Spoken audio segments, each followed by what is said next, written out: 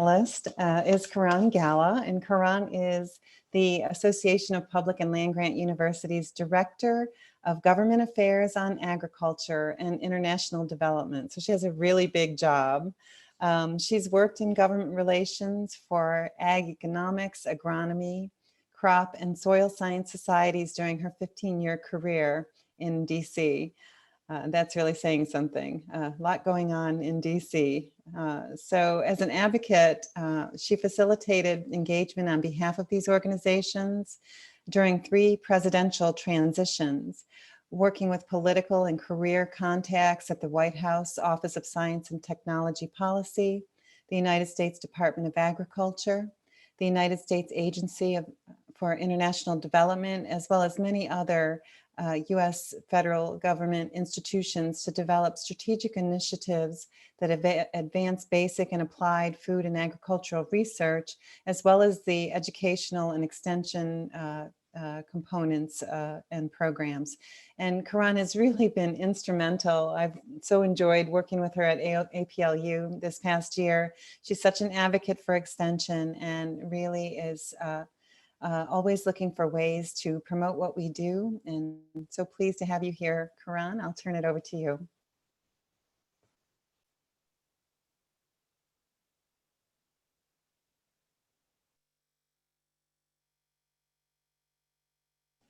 I don't think we can hear you, Karan.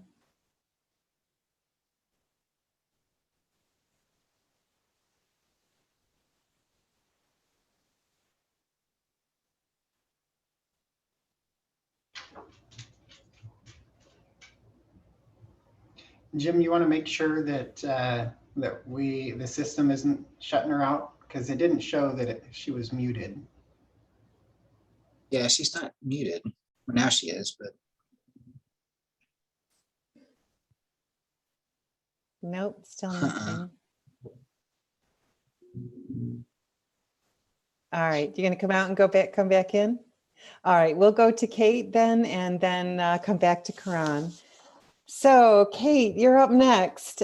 Kate Fink serves NIFA, USDA NIFA as Congressional and Stakeholder Affairs Officer. Previously, she worked at the Consumer Financial Protection Bureau, and I worked with them a lot. That was really a great group to work with.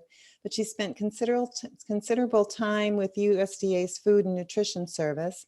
She also worked in the House of Representatives as Legislative Director for 2 members. Kate has worked for 20 years. She has over 20 years of federal experience, of which 12 have been spent working with Congress. And in her role, she focused on customer service, communication, legislative strategy to ensure that both the agency and Congress are getting what they need while focusing on building stronger relationships to move the mission forward. She earned her master's degree in public policy from Georgetown and her bachelor's degree in political science and public administration from the University of Wisconsin at Stevens Point. So welcome, Kate. Thank you. Can you all hear me? Okay, great.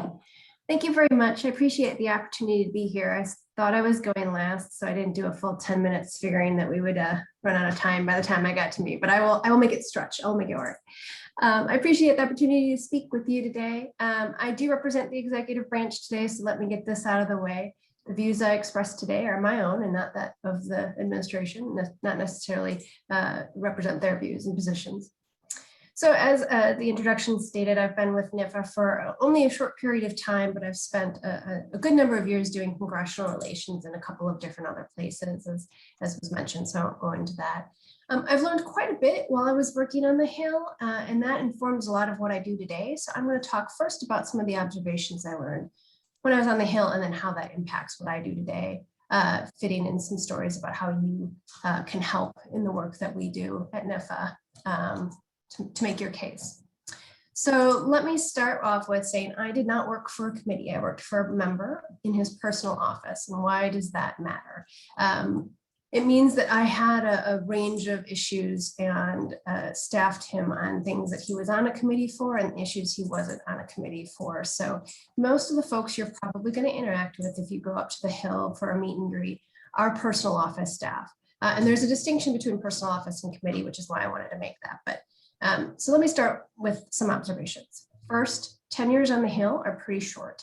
I worked there for 3 years, and I started as a legislative assistant, moved up to the legislative director, and then switched offices all within 3 years. I think 3 years is about the average tenure, at least for personal office staff. Committee staff, you might have folks who have worked a lot longer than 3 years, but and certainly you can run across the average, the unusual person who's been with their member for 10 or 15 years. But by and large, about 3 years is an average tenure. So why is that important? I always say that if you're going up, you're doing this virtually now, so it's different, but if you go up to a meeting on the Hill and you're supposed to meet with the legislative director and they send out an intern, take the meeting. That intern could be next year's legislative director, and they will remember and they will not like being snubbed. So take the meeting with whomever comes out and is willing to talk to you and make a new friend. So the second thing I've learned about working on the Hill is that Hill staff know very little about a lot of things. So when I was a legislative assistant, when I first started off, I had 12 topic areas that I worked on. And I actually found the list while I was looking for this. So it ranged from environment, NASA and science, to education, social security, children's issues, welfare programs, healthcare, the medical illness side, not the financing side. They're very separate in most offices.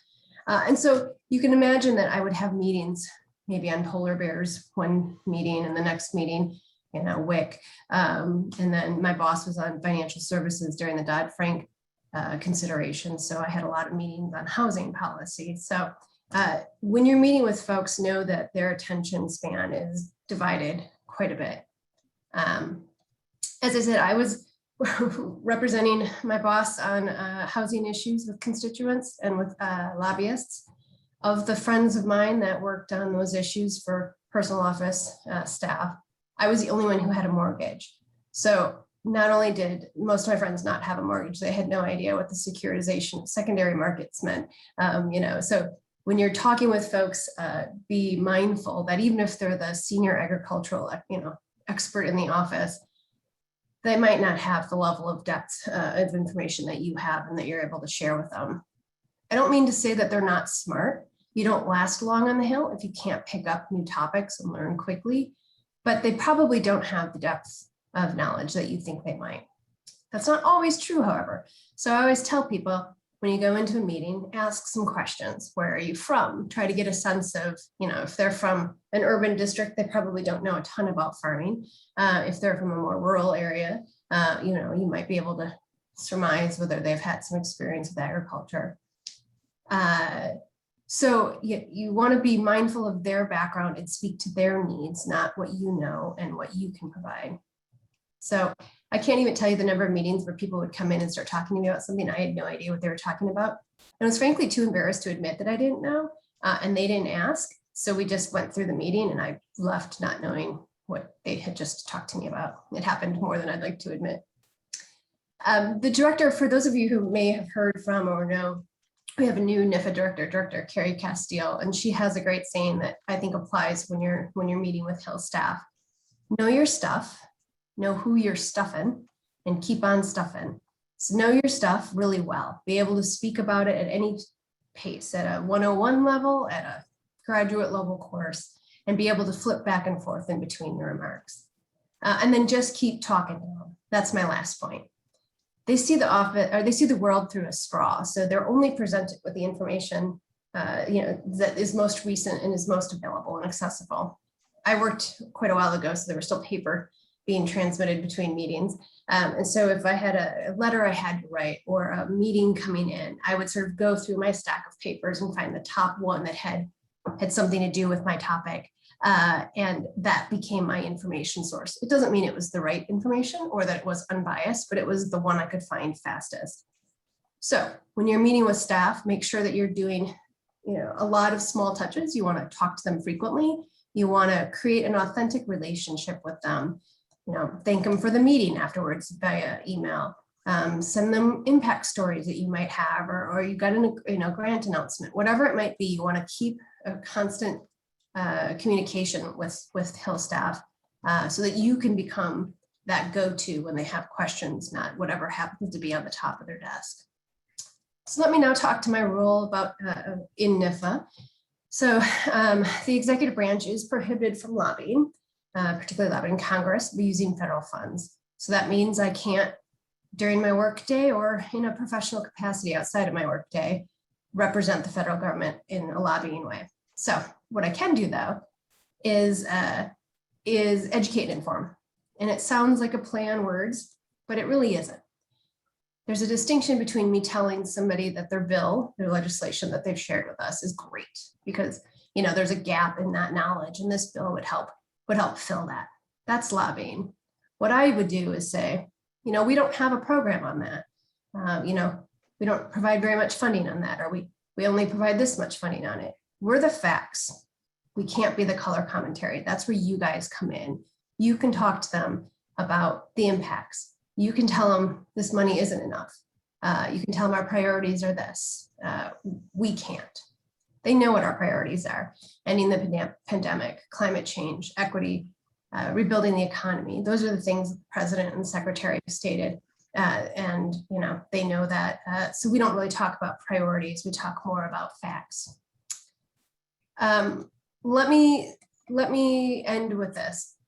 I don't know if I've taken up my full time, but let me end with this. Let me just sort of restate what I've said for you all. Here's what I think you should take away from this. Know your stuff. Be flexible to whom you talk to and to their level of knowledge. And be ready to fast forward or slow down. Know the environment you're working in. In other words, don't ask for a trip to the moon if they're talking about moon pies. Build an authentic partnership.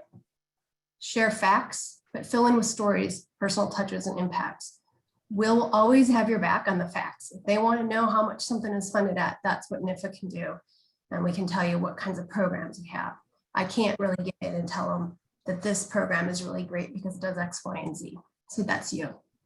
Lastly, have fun. Hill staff have a lot of meetings, and the fun ones are the ones they remember. So if you're comfortable, if you're being authentic and sharing good stories, they'll remember you. And you're going to help a long way in them understanding where you're coming from and what you want and need, as well as building that long-term relationship. So with that, I'll pause and wait for questions afterwards, I believe, correct? Yes, I do have one question that is being asked. Oh, it's been answered by Mike. Know your stuff, know who you're stuffing, keep on stuffing. Yeah. So thank you, Kate. Yeah. Thank you. I thinking about the fact that the executive branch, when you said we're the facts and you're the color commentary, that's such a great distinction. One that I'm sure is invaluable to many federal staff. So, and I also appreciated the reminder that folks have a divided attention span. People who are in decision-making positions are pulled in many different directions. So, and also one of the things that I was thinking about with this session is these folks have so many people and so many issues coming at them, and the importance of building that authentic relationship. So thank you for that and for those comments. I think we'll move on since we're looking at the time. So Karan, did you want to test your sound, or do you want me to jump to Bernie? Which would you prefer? Is it working now? It is. Oh, good. Okay. Super. Wonderful. The show is yours.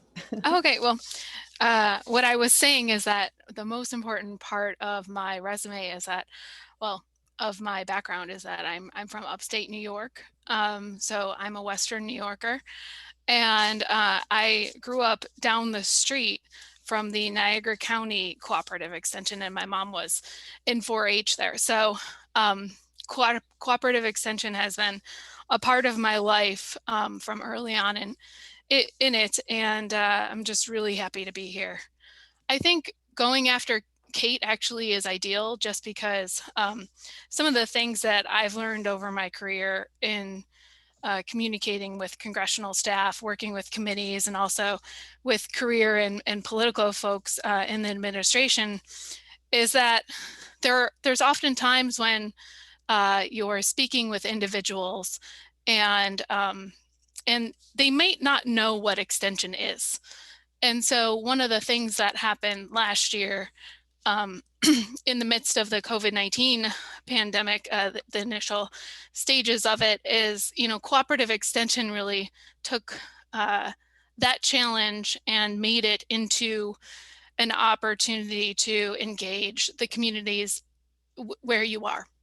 And so I think even though that, it was a hard time for all of us, and you all worked incredibly hard to meet the needs of your communities, that what it did, at one point, Vernie Hubert gave me a call and he said, Karen, the committees are really interested in supporting cooperative extension, but they really want to know what's happening out there. And so we reached out to the regional executive directors and administrative team and asked you all for input on what you were doing to pivot in the face of COVID-19. And what occurred was we have a summary of information of 22 pages of examples of what you've done. Now, I'm sure that we could do it today and we'd have hundreds of pages, frankly. But we focused on, farm and business, economic health, food security, human health, and online and youth development resources.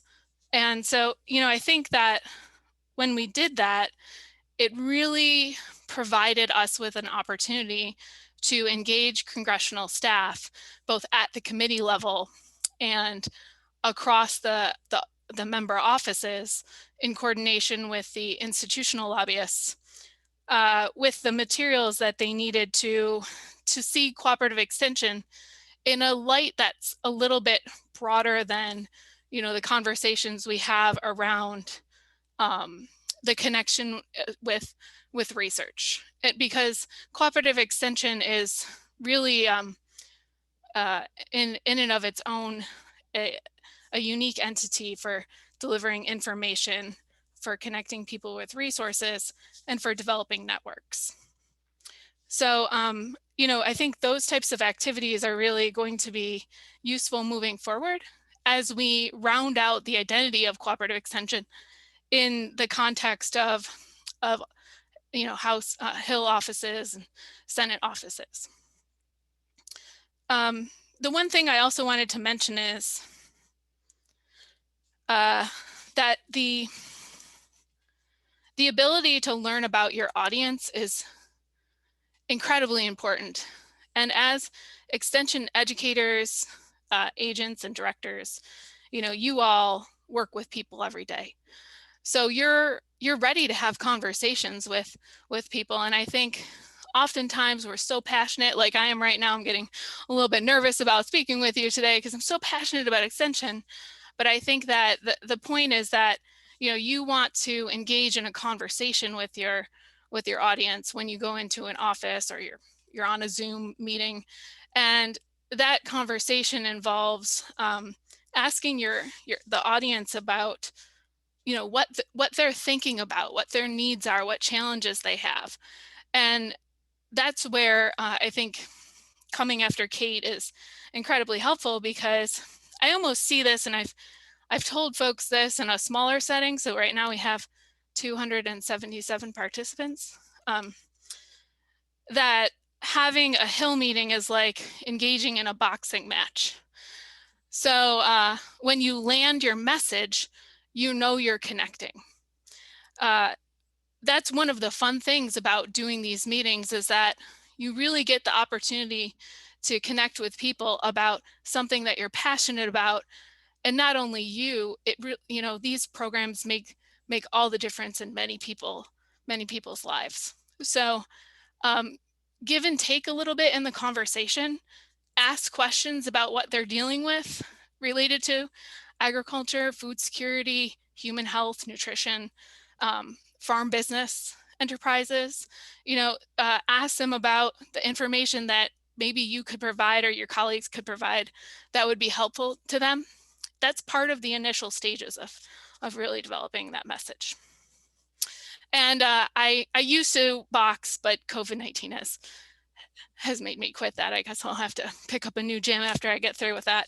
The other thing that comes to mind is, think about preparing some numbers before you go into these offices or engage in these meetings. In addition to having, the specific funding request or, whatever you're aiming to achieve in the meeting, and that's called the ask, by the way. And if you come into a meeting without an ask, it's not a good thing. So you want to prepare that in advance. And for us as a community, that often reflects the unified ask that we put together every year. But I think things like, Pennsylvania and at the University of Penn State has done an amazing job about talking about farm exits, how cooperative extension's role and, reducing the number of farm exits. I just read something about the spotted lanternfly, potentially draining Pennsylvania's economy by $324 million annually. That's a significant number. Things like that, where it really outlines the role that you're playing in mitigating risk for communities and for agribusiness farmers. Those are just so important. And I think I'll stop there because we'll have some good time for question and answer. And I just really appreciate being here, Caroline, and look forward to the Q&A portion. Wonderful, thank you. We're getting glowing comments in the chat about this session, so I'm glad it's meaningful to folks. One of the important things, I've had a really long career in extension at the county, state, and federal level, and now this position with ECOP. And to do this work, you really have to be passionate about this work. And we're all extremely passionate, thus the reason we're here today. But it's so important to connect with key decision makers on what they're passionate about. So something to keep in mind as we're going through this panel and the potential questions that you have. Next, I'm going to introduce Vernie Hubert. Vernie serves as the Senior Vice President at Cornerstone Government Affairs and has more than 25 years experience working in and with the federal government with a specific focus and expertise in the field of agricultural policy. Previously, he was a senior professional staff member in both the U.S. House of Representatives and the U.S. Senate. And probably more than most people I know, Vernie knows extension and can speak extremely articulately about extension and our issues and opportunities. So with that, I will turn it over to you, Vernie. Thank you. Can you hear me? Yes. Okay. What I thought I'd start out first with is kind of first explain, kind of where I fit in the extension and the BAA and the CLP, and then go to the, more specific of what I see in regard to advocacy. So first thing I'll start out with is what I usually do in by training, I'm an attorney, is, as I explain it, it's words. And there's two standing committees under the Board on Ag Assembly, APLU. There is the Policy Board of Directors that then under that comes either the Board of Advocacy, which deals with funding, which is appropriations, which happens every single year, which is what you're usually dealing with. And then there is the Committee on Legislation and Policy, which is words, which is what I do, which is policy. Generally, when you're talking about funding, what you're talking about is more, okay? And I say this with a thought in mind of y'all are the best salesmen that we have because you make it real. Whatever program is out there, you're the one implementing it. You're the one with the stories. You're the ones, that on the practical side can really make it real for members. So funding is something we do every year that you have to go in and you have to say, basically, I need more of that. So when you go in, you need to think in terms of a salesman of, okay, now what stories do I want to tell in order for them to give me more so that I can do more of this? And kind of, think of it that way. On my side, generally on the word side, what I want you to do is that usually happens like every 5 years with a farm bill. What I want you to do is go in and, more is great. It's great for them to know that you need more. But a lot of things that I deal with are problems. We're implementing this program, and it would implement so much easier if, instead of doing it, at this level, we did it at this level, or instead of, having to go, through another organization, it just went directly to us. Those are, issues, policies that, I generally deal with, that every 5 years, I need you to go in and I need for you to explain the problem and make it real. Now then, going to, okay, how do I specifically advocate for those? What I was, and a lot of this has already been said, in that, y'all are basically a sales force when you're going in and you're having a meeting with a member, so you need to think of it that way. Growing up in a rural area with extension, the good thing that you have going for us is that on a, everybody remembers their first extension director. I don't know what it is about it. Mine was Mr. Thomas. He had an A&M ring, and if you acted up, he'd hit on the head, with his A&M ring.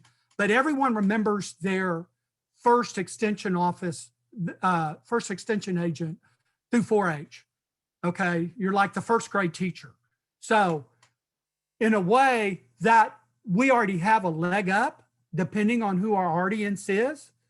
But what we can't assume with that is that people automatically know who we are. It's one thing going in and going on the hill and talking to a farm kid. It's totally a different thing going in and talking to, Joe or Jeanette Urban, who never had anything to do with 4-H or agriculture and is totally clueless about cooperative extension. So, the first thing I would say is don't assume they know anything, unless you have a personal contact and that they're a farm kid. Don't assume that they really understand what you do or what we do, or that there's an extension office in every county, and where you fit into that extension office. Don't assume it. You're going to have to, in a really succinct way, explain it and, get it out there so they have some context. Okay, that would be my first advice. The second would be, create opportunities. Y'all are on the ground. Every single one of you has, some event that you do, particularly with kids. Okay, whether it be 4-H, whether it be some random thing you're doing out at schools where there's a lot of kids around. Those are tailor-made for congressional involvement. And I won't limit it to congressional. I will say, we're jointly funding. We get both state and federal. You should know, just as a matter of course, who your rep is, and then who your district staffer is there, so that whenever you have some type of 4-H program, whatever it be, a cooking competition, a master gardener, whatever it is, that you contact, reach out to these district people and say, hey, just want to let you know we're having this. We'd love to have you come by and, see what's going on and see how we implement this program. Make it real for them. Do the same thing on the state level. Every single state rep has some kind of, district person there they love to go to those kind of events and connect with people. So create opportunities. When you see it, they're there. Make sure you reach out and you let them know. The next thing I have down is use 4-H. Everybody loves kids. They're the future. They're one of the strongest programs that we do. To the extent you're having some type of 4-H competition or exhibition, invite, let them know. Without extension, there's no 4-H. You go hand in hand. And then, this goes back into stuff and, know your member, okay? When you go in and you talk to members, it's the same rule for staff. There's very few members. Agriculture, we're less than 1% of the population. We're the big black hole. No one knows what we really do, okay? A lot of them have romantic notions, they have no idea the nitty gritty. So you have to, before you go in, look them up. If they're urban, you're going to want to educate them some on the production ag side, but you're also going to want to focus on what urban programs do we do. If you know they're interested in nutrition, you should be hitting them right and left on nutrition stuff. Look, we have cooking, we do FNAP. We go to schools and we talk to them about, good nutrition, any program that you have, know your member, talk to them about it, bring them in, suck them in, let the staff know. Then the other thing is, and I really find it, dealing with a lot of my, in another hat I wear, I represent farmers. And one thing I have noticed with them is their reluctance to engage if they don't know everything. No one knows everything, nobody. So be as knowledgeable as you can, but don't let that intimidate you into reaching out and interacting. There's nothing wrong with saying, I don't know. You have really good backup. You have Caroline, you have Karan, you have Cornerstone, you have, there's, back up your state chain. You can go back and ask them. The most important thing is to provide good information so that you become a trusted resource. And when you get asked a question that you don't know, there's nothing wrong with telling a staff or a member, look, that's a really good question. I don't know off the top of my head. Let me get that, and either I'll get back in touch with you or I'll have somebody else get back in touch with you. That is a great answer. And then follow up, make sure it's done. With that, I'll stop. I think my 10 minutes is up. Thank y'all. Thank you, Vernie. That was great. Yeah, especially, people don't know us necessarily. And one of the things that we're doing in ECOP is that we're developing an advocacy and education toolkit that will have Extension 101 PowerPoints for folks to use. So something to keep in mind, and we'll let everybody know when that's ready to launch. Also creating opportunities, so important, and really knowing who your representatives are is important. And again, knowing what's important to them. So thank you, Vernie. So our final panelist, I'm so excited to introduce her. Colleen Bates worked at the Patrick Bates Family Medicine Clinic for 39 years with her physician husband. She has a long history as a community activist. When elected to Eau Claire County Board of Supervisors in 1982, Colleen was the first woman to serve in her rural district and was pleased to find she was appointed to one of her top committee choices, University of Wisconsin Extension. She was convinced that the Wisconsin Ideas premise that education should influence people's lives beyond the boundaries of the classroom was the best thing since bottled milk. She believes that applied research can be implemented to help solve the thorniest county issues. Colleen has been a passionate and persistent advocate for the mission and transformational work of Extension. She has been an effective leader on the local, state, and national level, serving as chair of her local Extension Committee, chair of the Wisconsin Associated County Extension Committees, and a member of the National Council for Agriculture, Research, Education, and Teaching, that's CARET, Executive Committee, to name a few. She's committed to sustaining the future of Extension, and her work, her outstanding work and service have been recognized with several awards. So it's my pleasure to introduce Colleen Bates. Colleen?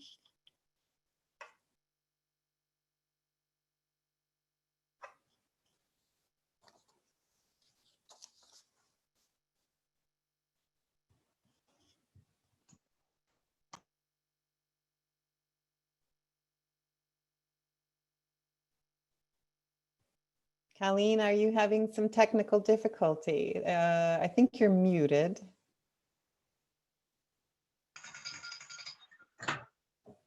There we go.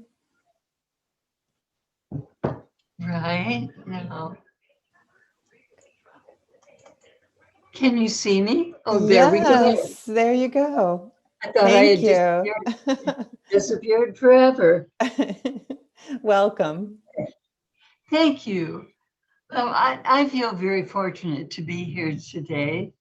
And I'm one of those folks that you look at as a true believer in the good works of Extension. There's no question in my mind that it's something that I feel that having the advantage of being on the ground on the local level really allows me to bring a picture to our legislators that they might not see otherwise. I come with almost the passion of fighting Bob LaFollette, who started the Extension program and had a model that other states followed in telling the benefits of bringing all of the resources of the university to the citizens of the state. And I believe Extension has been the model to do exactly that. So I think our advocacy really begins, for me, on a local level, to not only know and be familiar with everything that we do, but have the opportunity to interact with all three of our three-legged stool representatives that assure the future of Extension with funding that can be used to advance our knowledge in our state. There's no question that, in my mind, that the public has every opportunity to get past the notion that we are indeed the best kept secret. Don't want to be the best kept secret anymore. I think it's really important right up front, if you have the opportunity to see your legislators in any particular circumstance, that you invite them. They live where you are, that you invite them to see what we're doing locally. In the process of doing that, and if you intend to make a visit, by all means, also let their office staff know, because sometimes they're back in the district as well. You know, Extension was started in the time of Abe Lincoln. It was a time when individuals actually felt that it might not be post-Civil War the best time to invest money in the land grant system. The decision to go ahead was one of the best decisions our nation could have made. That system is the envy of the world today, and we ought not never, ever, ever to forget that. So I've heard many of the speakers before me address the need to be able to have a relationship with your legislator. And really on a local level, right now is a great time to do that. A lot of people are back in the district. They're back in the district for a number of different reasons. And usually it has something to do with elections. But nevertheless, the opportunity arises to let them see up close and personal what we do. For me, it's not hard to be passionate about extension. I really live among and see right up front all of the things that happen to it. I have to say a little bit about the people that we work with in this grand network of county extension agents. They're so passionate about the work they do. And they're an intricate part of the essential pipeline that really comes partly as a result of our advocacy for making that happen on this level. I will say that when I look at why is it important that we get this federal funding, I have to go right back to realizing that basically the federal funding creates the resource to do the research that we benefit from. We, meaning everyone, almost everywhere. In our state, that data-driven research is generously applied as the magic potion to solve our persistent problems. Extension is the trusted resource and partner. Not surprisingly, there's not any one of our county departments in our county government that hasn't partnered with Extension. Extension is such a community resource and partner that it's at the table almost everywhere, which means as we look at issues of homelessness, mental health, connected to isolation, depression, suicide, applied-based research works to create the best practices that help communities and families to identify the symptoms that indicate there is a need for prompt intervention. And so why is it so important to share your extension story with your legislator? Numbers don't stick, stories do.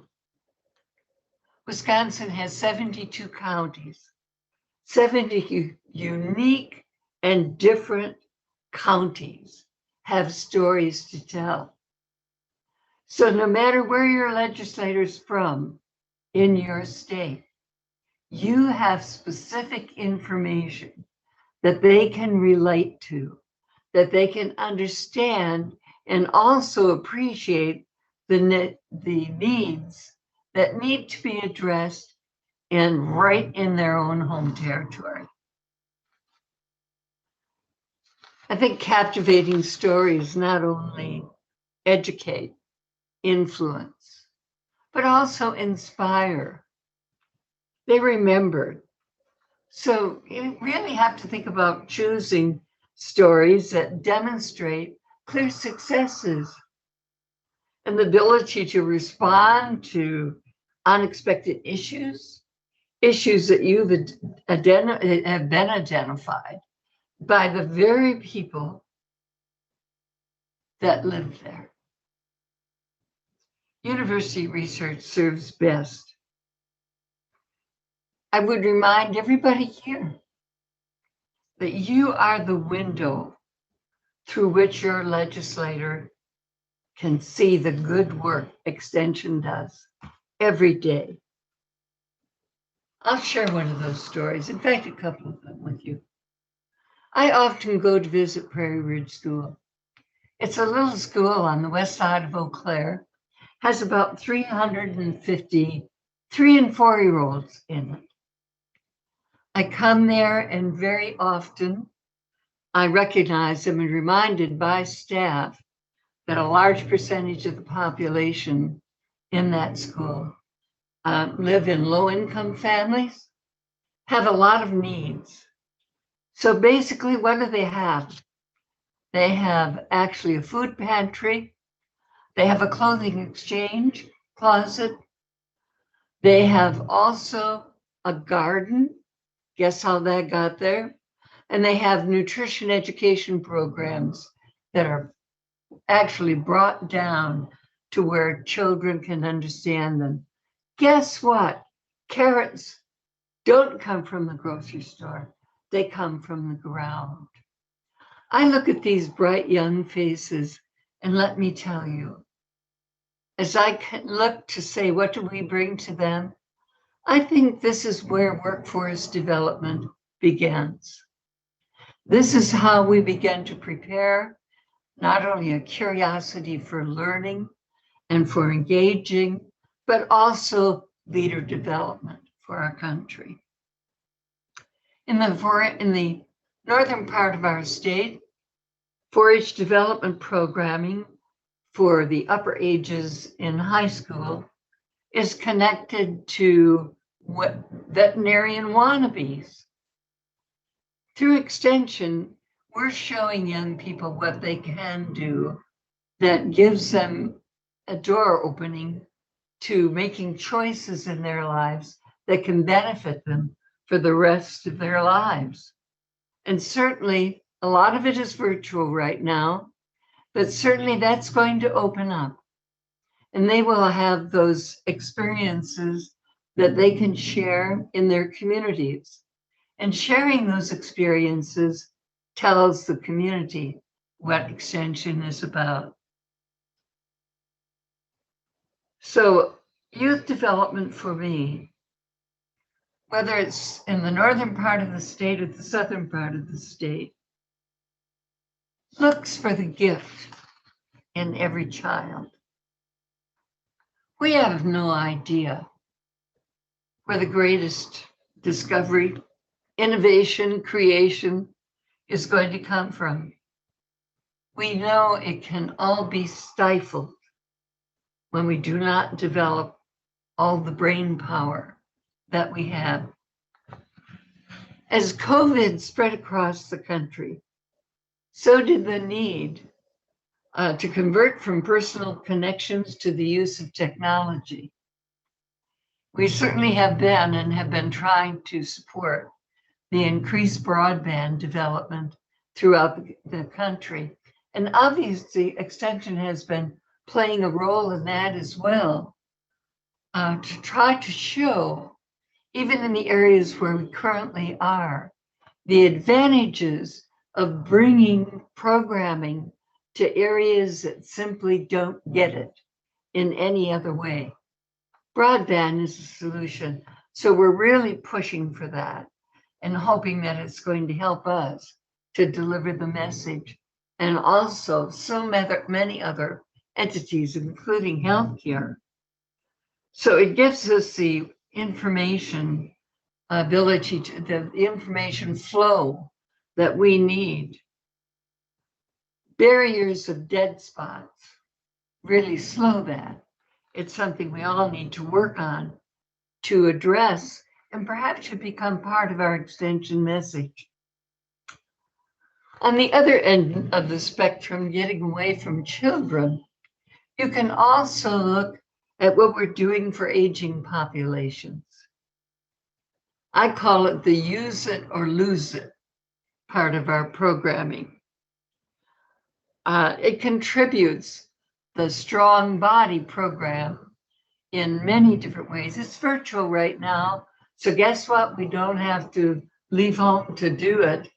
We can actually become engaged, and it fulfills a social role when we do that. So a large part, and why do we do that? A large percentage of our population is leaving the workforce and moving into retirement. Retirement does not mean retirement from life. We make up a significant portion of the population. And so basically, we still can be a goodly portion of your volunteers, a goodly portion of what's necessary in the community, including grandmothers raising grandchildren. Kid kits, handy thing to have on a picnic. And believe me, it helps you when you're trying to figure out what do we do now. So I think that obviously for me, extension is everywhere. I would hope that as we begin to go to the Hill and as we begin to spread our message, that we would do it from the basis of really taking time to understand what the primary role of extension is and who it impacts and how many lives it's changed. Remind yourself that the research that is funded on a federal level provides the resources to do the amount of knowledge that we need to acquire to help develop best practices. And best practices become the core of so much of what we do in helping our citizens to thrive.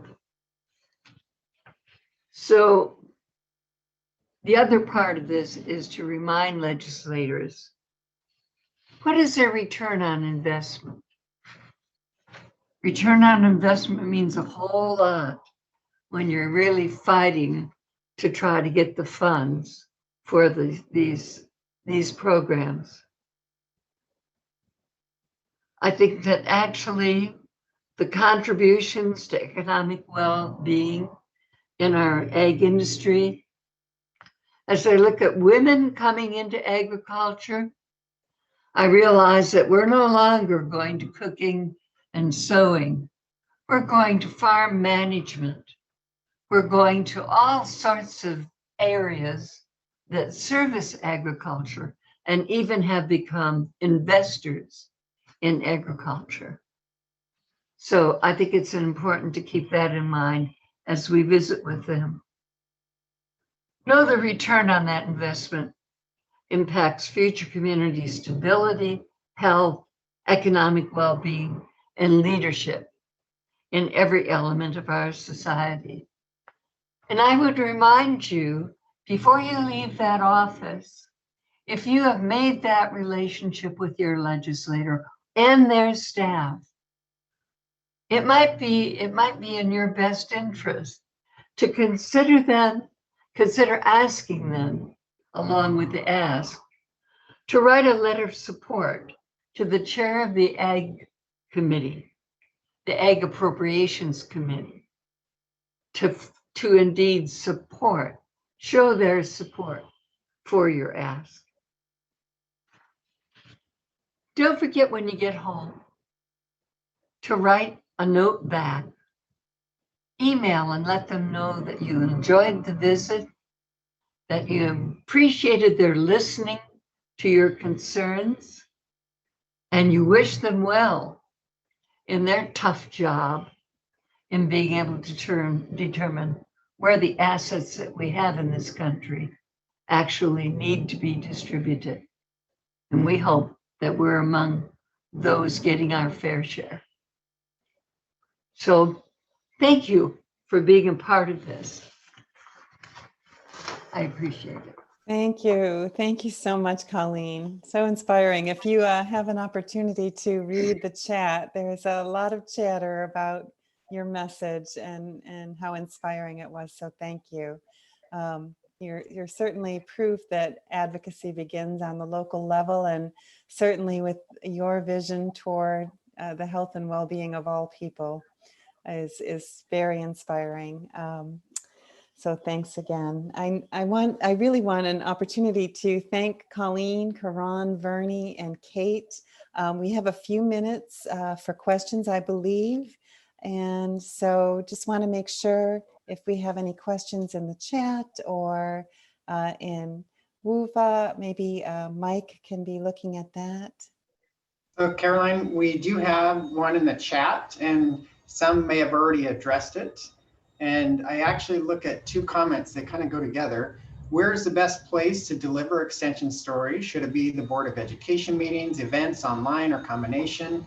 And following that, I like this kind of probably leads us to where is the best place. Telling your story isn't just about the title.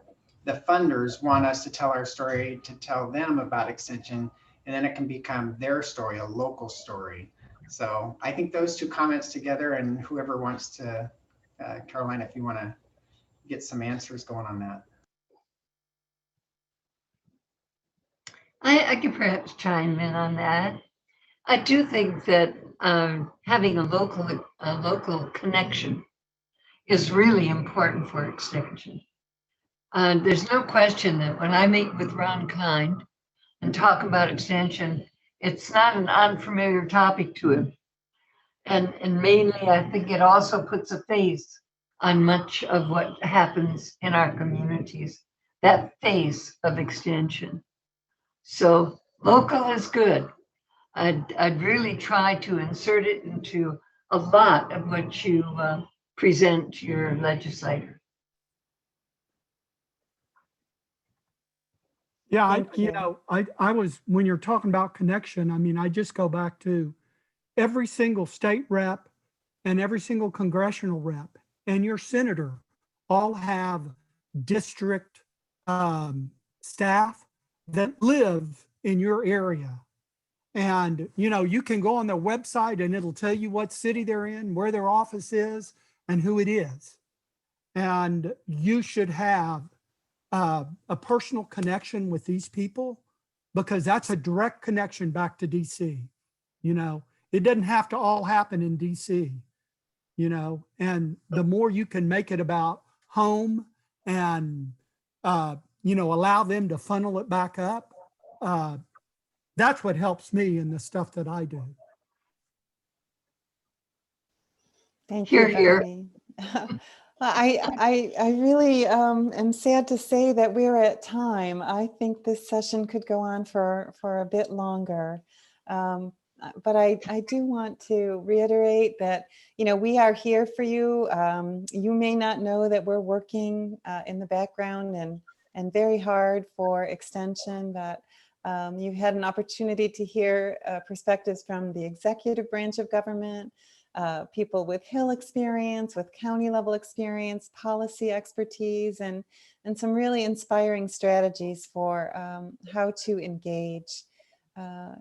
Certainly understanding the importance of how you deliver your message, when you deliver your message, why, to whom, but making sure it's meaningful and authentic, of course.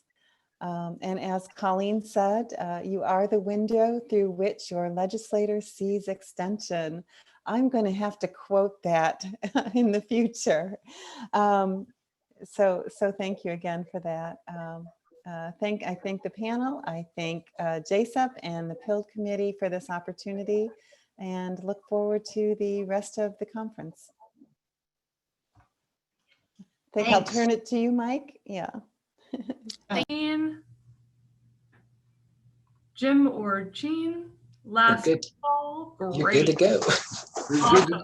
Welcome everybody back. I hope this next session is going to be fun for you. I know that it's been fun for me to work with our guests today. This is a conversation with House and Senate staffers.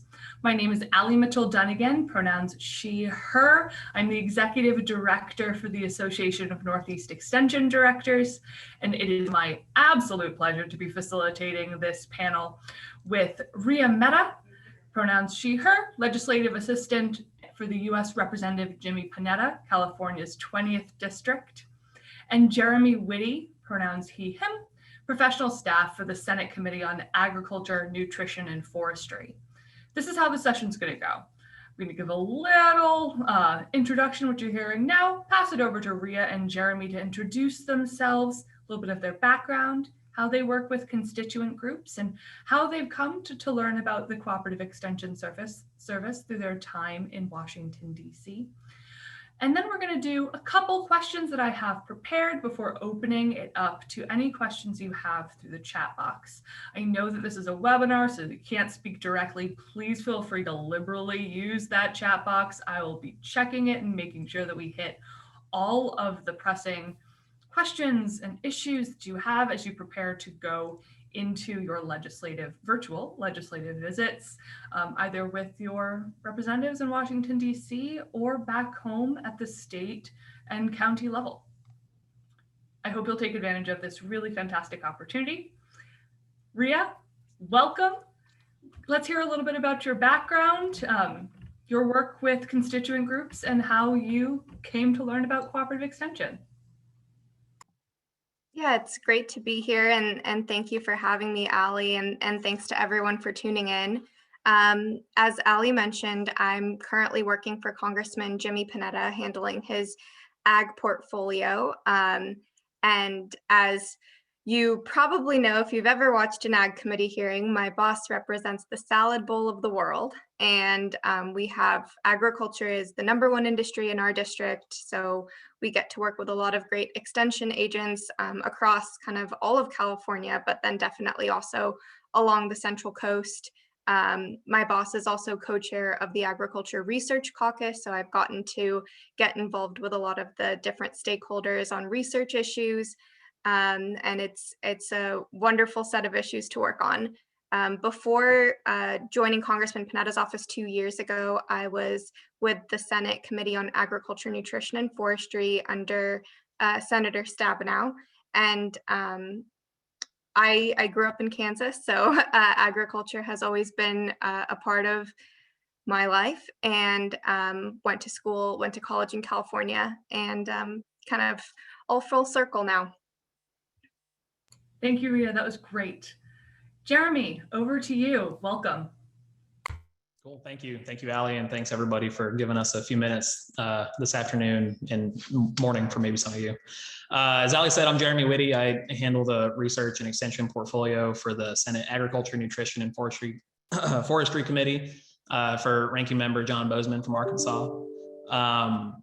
I guess quickly, just a little bit about me. I've been at the committee now for almost a month, so still a newbie over here in the Senate. Previously, I was at the House Agriculture Committee, working for Chairman Mike Conaway from Texas. And before that, my first job in Washington, D.C., I had the privilege of working for Cornerstone Government Affairs. I got the chance to work with Bernie Hubert. I saw he was on the panel before this, and Jim Richards and Hunt Shipman. So all good folks. Had a great introduction to D.C. from those guys. I'm from New Mexico. I have my degree from in Ag Econ from New Mexico State University. And also just got to say, extension and the land grant system has a special place in my heart. I'm a product of extension. I grew up in 4-H, showed livestock, did all kinds of projects.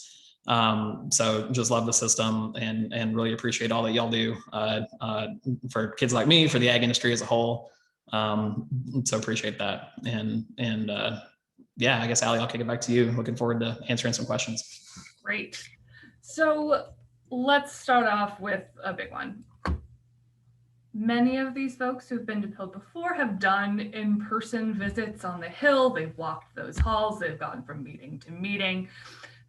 A number of them have maybe never been to Washington, D.C. before, and this will be their first time interacting with a member of Congress or the Senate or staff.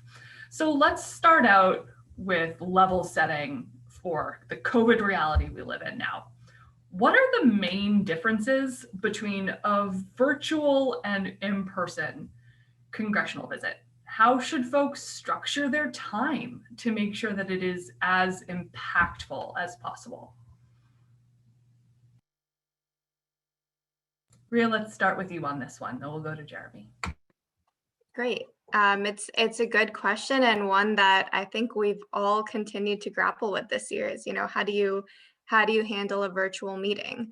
And I will say that, as much as I really miss in-person meetings, I've actually felt a lot more connected to a lot of our stakeholders in California because we've become so comfortable doing things virtually.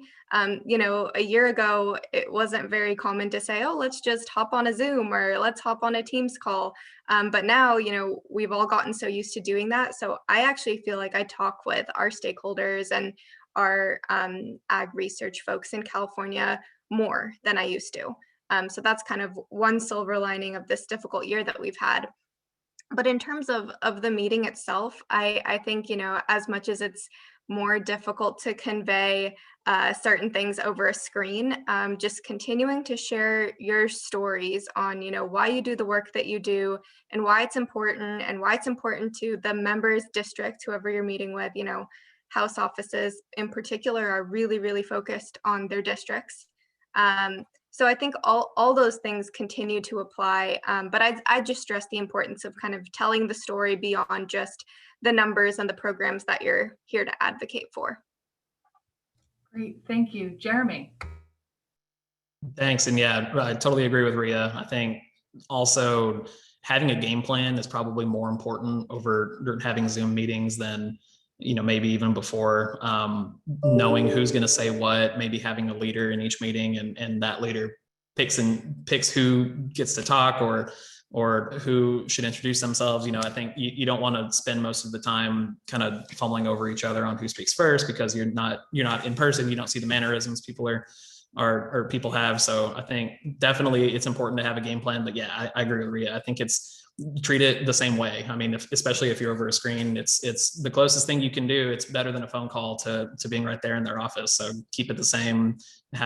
Talk about what you're there to talk about. Share your story. Great. So let's dig into some of those components, especially for the folks who have never done this before and might feel a little nervous about speaking to a member of Congress or to their staff. So key elements of a visit. I really want you to drill down from the hello to the goodbye. What are the key components that, you know, the stories will change, but what do participants in this meeting need to make sure they hit over the course of their, you know, maybe only 15 or 20 minutes that they get on Zoom with the member? Sure, I'll start with that one. Again, very important to have your introductions figured out ahead of time, particularly with extension and land grant folks. I've worked with a lot of you over the years and very well. And there's a lot of different equities involved. There's extension, there's research, there's experiment stations, there's, you know, some states have 1890s and 1994s and you know, Hispanic serving. There's all the different equities that are important and should be conveyed, but you don't want to spend 20 minutes of your 25 minutes or 15 of your 20 minutes just going through the introductions and figuring out who's who. So making it very clear, you know, who you are, what you're talking about, what, you know, having that game plan done ahead of time so that, you know, you can get through the introductions quickly and then get to the meat of the conversation. Great, thank you. Rhea, anything to add? I'll just kind of stress what I said earlier. Members and senators and you know, any elected official you meet, they're really focused on their constituents. So as much as you can gear what you're talking about to their district, I know that, you know, my boss gets really excited when someone comes to talk to him about what University of California at Santa Cruz is doing, because, you know, that's our district, that's who he represents.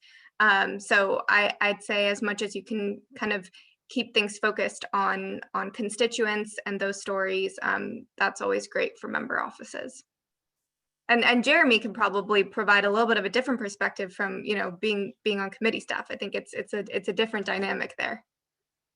Yeah, certainly. It definitely depends on who you're meeting with and what, I guess, who's accompanying you as well. If you're meeting with a California member and you're all Californians, then keeping it California focused, I think makes sense. But if you're, you know, meeting with maybe somebody from a different state or someone who their boss is in a leadership position, then it's just a little bit different narrative that you have to tailor.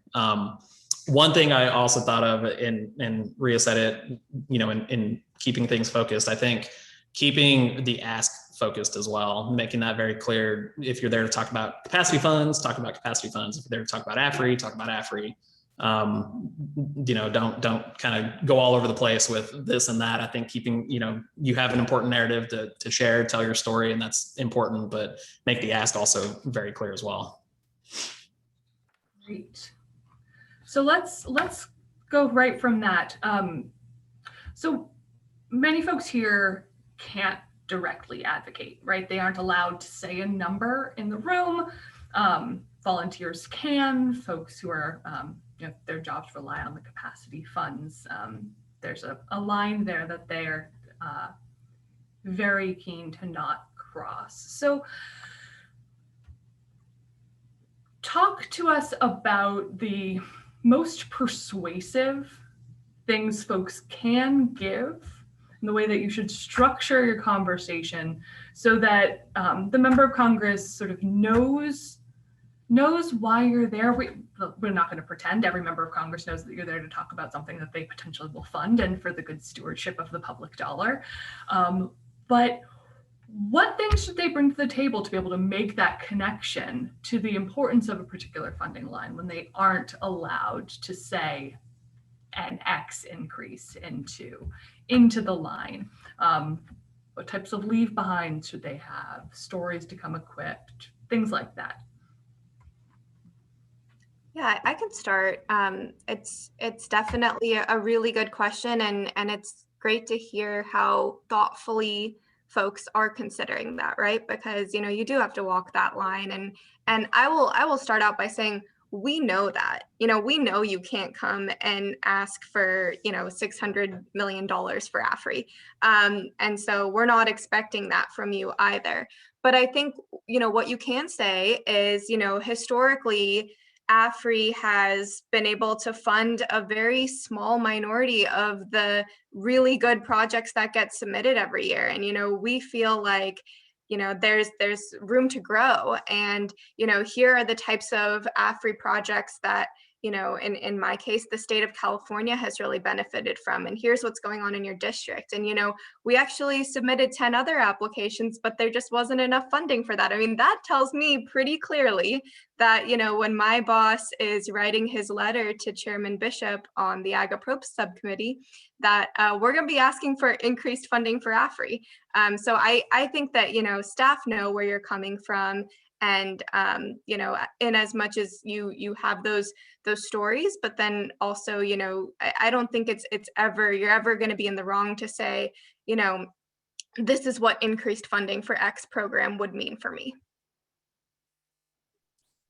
Yeah, I totally agree. I think, again, it gets back to the narrative and the reason you're there. You're not there to be, a seasoned lobbyist and have slick moves and all of that stuff. That's not, you're there to have a story and to share your story and to put a face on all of these appropriations lines that we, have to read and deal with.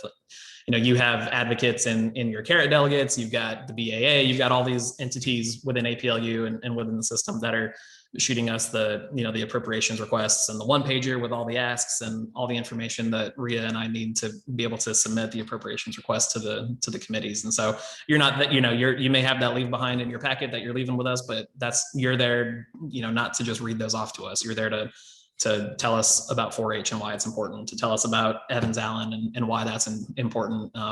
The relationship that your 1890 University and the 1862 has with each other. Like you're there to tell that narrative and to make it important for us and our bosses so that we support the eventual request. Thank you. That's great.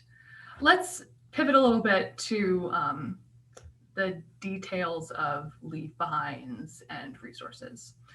Normally, when you walk into an office, you might have a one pager that you leave with the front desk person or with the staffer who you meet with. Over these virtual visits, is it appropriate to have similar kinds of things? Do you value them? And if you do, what's the best way to make sure that they get to you and don't get lost in the email chaos that we all live in today? You want to take that one first, Jeremy? Sure. You're asking about leave behinds and like one pagers, that sort of thing? Sure am. Are they valuable? Yeah. And how do we get them to you if they are? So very valuable, definitely more valuable if they're short and concise and provide the details that we need. And you know, particularly with appropriations requests, there's forms to fill out. There's, you know, information that you need to provide us. And I know y'all have, you know, folks in Cornerstone and others who do the legwork and put those together, but just making them concise. And as far as getting them to us, I mean, depending on the staffer you're meeting with, just a direct email is always the easiest way. But yeah, I mean, once we're in the days of meetings in person again, dropping them by the office, making sure that whoever you're meeting with has a copy of them. Yeah, Rhea, I don't know, anything. It's different with committees and in personal offices. So Rhea may have a little bit different. Yeah, no, I mean, I think sending those one pagers over email is great. I'll stress what Jeremy said. A one pager is better than a 5-pager because, you know, then it really distills the ask, and, you know, it's just something to remind us of what we talked about, and then also provide those extra details. I'd actually say that, you know, even when we go back in person, I won't mind if the follow-up comes over email. You know, as you guys have seen congressional offices, you got those giant stacks of paper everywhere. And I actually feel like I lost stuff more when I was shuffling through, you know, 500 sheets of paper all the time. And now, you know, I can say, oh, I just met with, you know, the UC system to talk about, you know, AGARDA or AFRI, and I can pull that up in my Outlook. So, you know, every staffer is going to have their own unique preference, but you know, for me, I think it's great to follow up with an email, you know, later that day of the day you had the meeting, or, you know, right the next day. Great. And those leave behinds, I'm sure most folks could imagine what's on them, right? Your name, who you're representing, where you're from, some key elements of the stories that you're talking about, the lines that matter to you, and how to find more information if the member of staff is interested. Is there anything else that should definitely be on that one pager that I didn't just mention in that list?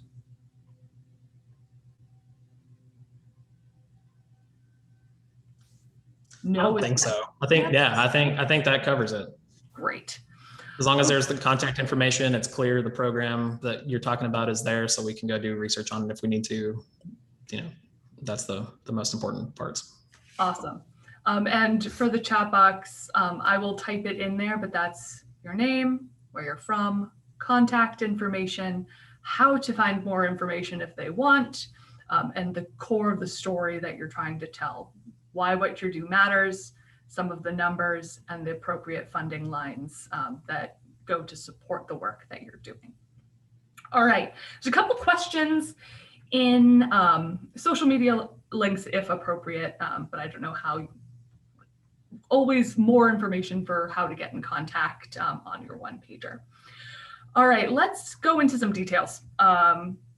We've had a couple questions in the chat box about like the nitty-gritty of meetings. So how long are these virtual visits usually? At least for me, I think it's probably similar to the old in-person meetings. Just if it's with just me as a staffer, 30 minutes, you know, maybe longer, maybe shorter, depending on the availability of time. If you're meeting with a member or a senator, I can tell you that time is going to be a lot shorter, 15 minutes. And maybe of that, the first 5 minutes is trying to figure out the connection. So, you know, having the message distilled to a 10-minute version, and then also maybe a 20-minute version is important depending on who you're meeting with. Yeah, I'd say that, you know, I typically schedule meetings in 30-minute blocks, and, you know, during appropriation season, there'll be meetings from, you know, 9 to 6, and it's just meeting. So, you know, when groups are, you know, able to kind of keep the meeting to 25 minutes plus 5 minutes of catching up and sharing stories at the end, you know, that's really helpful. And yeah, it's the same for member meetings on my end. You know, those are a little bit shorter, sometimes in the 15 to 20 minute range. You know, sometimes my boss has the full 30 minutes, but I would say, you know, anything beyond 30 minutes, you're gonna start to lose folks, not in terms of losing attention, but you know, people just have other things that they've scheduled, especially during this very busy time of year. Absolutely. So Graham, just checking the box. All right, thank you for that. So let's talk a little bit about the who in the meeting, right? Jeremy and you, Rhea, both mentioned that time with a member of Congress or a senator is going to be tighter. They simply have a more chaotic schedule. So first question is, are folks going to know whether they're meeting with their senator or member of Congress or with staffers alone ahead of the meeting, or should they come prepared for whatever ends up popping up on Zoom? I would say in our office, we try to make that very clear. You know, if the request comes in to meet with the member, we always try to accommodate that, especially if constituents are going to be at the meeting. But, you know, if my boss is, you know, tied up in a classified briefing on the Armed Services Committee, which happens from time to time, then, you know, our scheduler will make it very clear to both the group and to me that, you know, I'm connecting you now here with Rhea, Congressman Panetta's agriculture staffer, and she will take the meeting. So, you know, I think it depends entirely on members' schedules and what they've got going on. But the scheduling team that you're working with, which is usually your first touch in these offices, they're gonna make it clear, and so you can kind of come prepared for either option, or you'll know which option you're getting. Yeah, totally agree. I think if and it's always good to plan. If you're told the member will be there, always plan for, you know, them to have votes and have to be tied up or something. And you know, don't be bummed that happened. I mean, of course, the members and the senators are always going to try to make the meetings, but stuff happens, and you know, the information will still definitely get passed along if you know, the staff have to take it for some reason. But yeah, usually, you know, ahead of time. It always depends on the office. Some offices are more organized than others. Sure. Especially for folks who have never had congressional employment experience, can you help folks understand why they shouldn't be disappointed if they're meeting with staffers and not their senator or member that day? Maybe some of the things that they should prioritize if they're meeting with staffers versus the member? No, it's a good question. I know we're all a bunch of kids up here, it seems like, and it's always a bummer to have to explain things to us. But no, I mean, I think if you're meeting with a member or a senator's ag staffer or meeting with a committee staffer, you know, those are the ones who are going to be doing the legwork on the requests, the research, you know, on what the program's funding history is, on what this goes to, what's the impact in the state or the district. Let me see a map of where all of these offices are, what we're supporting. So I think it's the staff are going to be in the loop anyways, and it's, you know, that information, you know, going to them is just as valuable. It's going to get in front of the boss one way or another. Yeah, absolutely. You know, I will say my boss is probably more in the weeds on ag research than most members. And, you know, he knows he's really supportive of, you know, all the capacity programs. But if you asked him, you know, what funding line do you support for Evans Allen? He's not going to give you a number. That's why he has me. So, you know, at the end of the day, being able to talk to staff, sometimes you actually get to have a more detailed conversation. You know, with the member, you're going to have a 30,000 foot conversation about why, you know, these programs are generally important. And that's great because, you know, you're going to get in front of the member or the senator. But the benefit of meeting with staff is, you know, especially if you're meeting with, you know, a staffer who kind of knows the basics of what you're coming in to talk about, you can kind of dive into the details and have a more robust conversation. Great, thank you. Let's do some, this might be a quick yes or no kind of part of the conversation. A couple questions. Is it appropriate to ask for a Zoom photo with a member at the end of your meeting? Yes. I mean, if you go on my boss's Twitter, it's just Zoom photo after Zoom photo after Zoom photo. If you're not taking it, we are. So I don't think that that's ever, you know, a problem. I think it's always nice to ask, you know, hey, is it okay if we take a Zoom photo? I can't think of any reality in which a member or senator would say no. Yeah, I agree. I mean, if you have the chance to maybe ask ahead of time, like in the email that you're setting the meeting up, hey, is it cool to do X, Y, and Z? That's, I guess, maybe a little more, that's nicer, but I mean, it's no one, I don't envision anyone's going to say no. Everyone's going to, all the members and senators are going to love to brag about meeting with y'all. So. Great.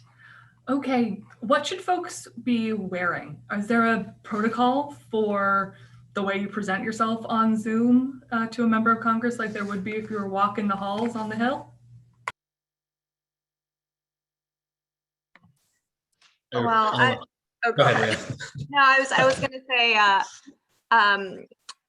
us California offices are pretty casual, but I don't think it ever hurts to, you know, make sure you're, you know, looking professional. I think all of us, you know, everyone who is doing Zoom meetings, whether you're a staffer or an advocate or, you know, whatever your job is, if you're on Zoom, this is a question we've all been having to ask ourselves is, you know, what do I wear to my Zoom meeting? I would say that, you know, as long as you look, you know, professional, no one's going to care too much about what you're actually wearing. Yeah, I think everyone, it's tough because I think everyone has a different definition of what that means. And I know I struggle with it too. Like Rhea said, if you're that day, you're doing farm visits or something, it's certainly not inappropriate to, you know, maybe wear a little bit nicer shirt, but I don't think you have to throw on the suit and tie and have to change before you go do your job, or if you're going to the fairgrounds or, you know, something like that, right? I think we're all living in this environment. So if it's probably a little bit more appropriate to dress the way you normally dress for work, and that's not a problem. Great, thank you. Checking the chat box. All right, I think we've hit most of the burning questions there. So we have a couple minutes left while folks are still thinking about their remaining burning questions. I think that it might be valuable for folks to hear, you know, a quick anecdote about a really impactful constituent visit that you had. You know, why was it particularly valuable, so that folks can maybe think about how they can model themselves off of things that have really stuck in both of your minds. Rhea, if you want to start. Sure, yeah. I mean, one example I can think of recently is my boss and I met with some of our local USDA NRCS staff, and we had a great meeting. We love getting to kind of hear about what's going on at the ground with, you know, our EQIP projects and all the CSP money that's going to our district. But what I found really helpful from that meeting was actually during the Zoom meeting, they pulled up a map of the 20th District of California, and they had arrows showing, you know, this is where your EQIP project is, and this is how much money it's, you know, how much money we're bringing in, and this is the work we're doing. And it was this really great map with arrows that were linking back to the projects. And then, you know, at the bottom, there was kind of a tally of, you know, this is how much NRCS money has gone to your district in the last year. And, you know, without ever saying it, my boss and I walked out of that meeting saying, you know, we need to increase funding for NRCS in FY22. So, you know, and then they actually, you know, later that day or the next day, they followed up and they shared that map with me. So I've got that map now, and it's saved in my folder, and I can, you know, come back to it whenever I need it. And what I really appreciated about the meeting too was it wasn't just, you know, explaining the map and talking about numbers, but it was, you know, look at this project on the Pajaro River, and, you know, these are the communities that are being protected by the increased flood protection, and you know, kind of getting to tell you those stories too. Great, thank you. Jeremy? Yeah, sorry, I had to find the unmute button. I think probably one of the better meetings that I've had, and I've only been in the Senate for about a month now, so I haven't had any examples yet. But maybe when y'all are up here, maybe that'll be the example I use. But when I was working for Chairman Conaway, we met with Washington State University and a ton of ag constituencies there. So if you're from Washington, kudos to you. the group, it was very cool because it was separate from, I think, the normal APLU meetings. They had chancellor, they had the ag deans, the research extension deans, but then they also had farmers, ranchers, other businesses, other folks from the supply chain, and so it was a group of about 20 to 30 people, which normally if you walk into a room with, and this was back when it was in person, but when you walk into a room of 20 to 30 people, it's likely going to be a train wreck because there's so many people and everyone's got to introduce themselves and it takes forever, and then your boss has to leave early and so you feel bad. This one, they did such an excellent job. They quickly ran through introductions. Everybody had their line. It was a very interactive meeting. My boss got to ask questions along the way, but it showed that when you have a game plan when you come in, everybody has their line that they're going to say. No one's going to take up all of the time with just their story and leave other people out. I think that makes a really good. That's awesome. Thank you. And your stories spurred some questions in the chat box, so I'm going to try and hit them for our last 10 minutes. Okay, the first is from one of our folks in the broader Hoover platform.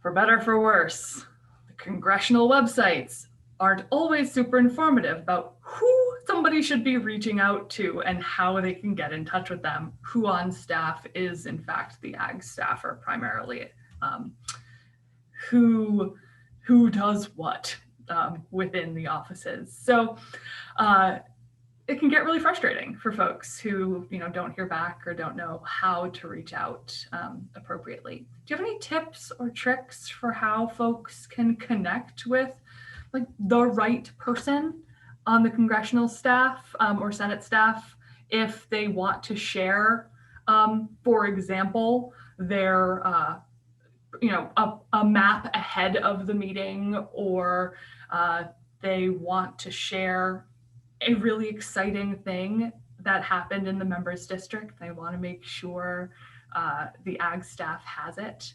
How do they find who to reach out to? So I will say it's probably a little, pros and cons, but it might be a little easier with House members, member offices, because we are tiny. So, in my office, we've got 4 people on the ledge team. So if you email the wrong person, they will forward that right along to me, and we usually resolve those things pretty quickly. And also in House offices, even though I'm the ag staffer and my boss is on the ag committee and that's my main focus, I also have 6 or 7 other issues that I handle. So there's a lot of overlap between staffers. My colleague handles trade, but I handle ag. So who handles trade when it comes to blueberries? It's kind of both of us, and so we tag team that. So I think as long as you're making contact with someone in the office, they'll funnel you to the right person. It never hurts to reach out to the schedulers, because they are the ones who kind of they are the glue that keeps Congress together. And then the last thing I'll say is, if you haven't heard back from someone, I would not hesitate at all to circle back, ping them again, because as much as I try, and we all try to keep track of every email that comes through our inbox, sometimes you miss one, and it's not that you didn't want to talk to that person or didn't want to meet with them. It's just that you accidentally, clicked unread before, or clicked that you read it before you actually had, or, we're all dealing with these tech challenges. So I would never hesitate to say, hey, circling back on this, would love to chat next week. Definitely agree with all that. I think, every website is different. Some are better than others. I think what every congressional website definitely has is the main phone number to the DC office. And that's where, if you just call that number, ask them you want the contact information for the ag staffer, they sometimes will give you an email, they may not, but they may just give you a generic email that you'll email the information to. But that may be a good way to find out. I think it's tough. DC staff, there's always a lot of turnover, especially in the House. I mean, Rhea knows this. There's, a lot of folks jump from job to job, sometimes every 2 years, sometimes sooner than that, sometimes longer than that. But staff that are, I think, a little bit more stable are the staff back in the districts and the states. And this is where I think the advocacy part of what you're doing is, it's important to get ready to talk to DC people. It's important to, I think that's all very good, but I think it's also incredibly valuable to create a relationship with the staff back home, or when the member comes. So that way, if the member comes back and visits, and you can invite them to a meeting or a fair or something, and those people, I think, are generally a little bit more stable and are in your communities with you, so they know exactly what you're going through, and if you can't get a hold of someone from the DC office, they'll be there and they can get information up to us. That's great. Yeah, 100% agree with that. That's a great recommendation. Awesome. That's so good. Okay, couple more minutes left. Let's build on the last session. Apparently during the last session, there was a suggestion to make your visit with the staff or member of Congress or the Senate fun without being kitschy.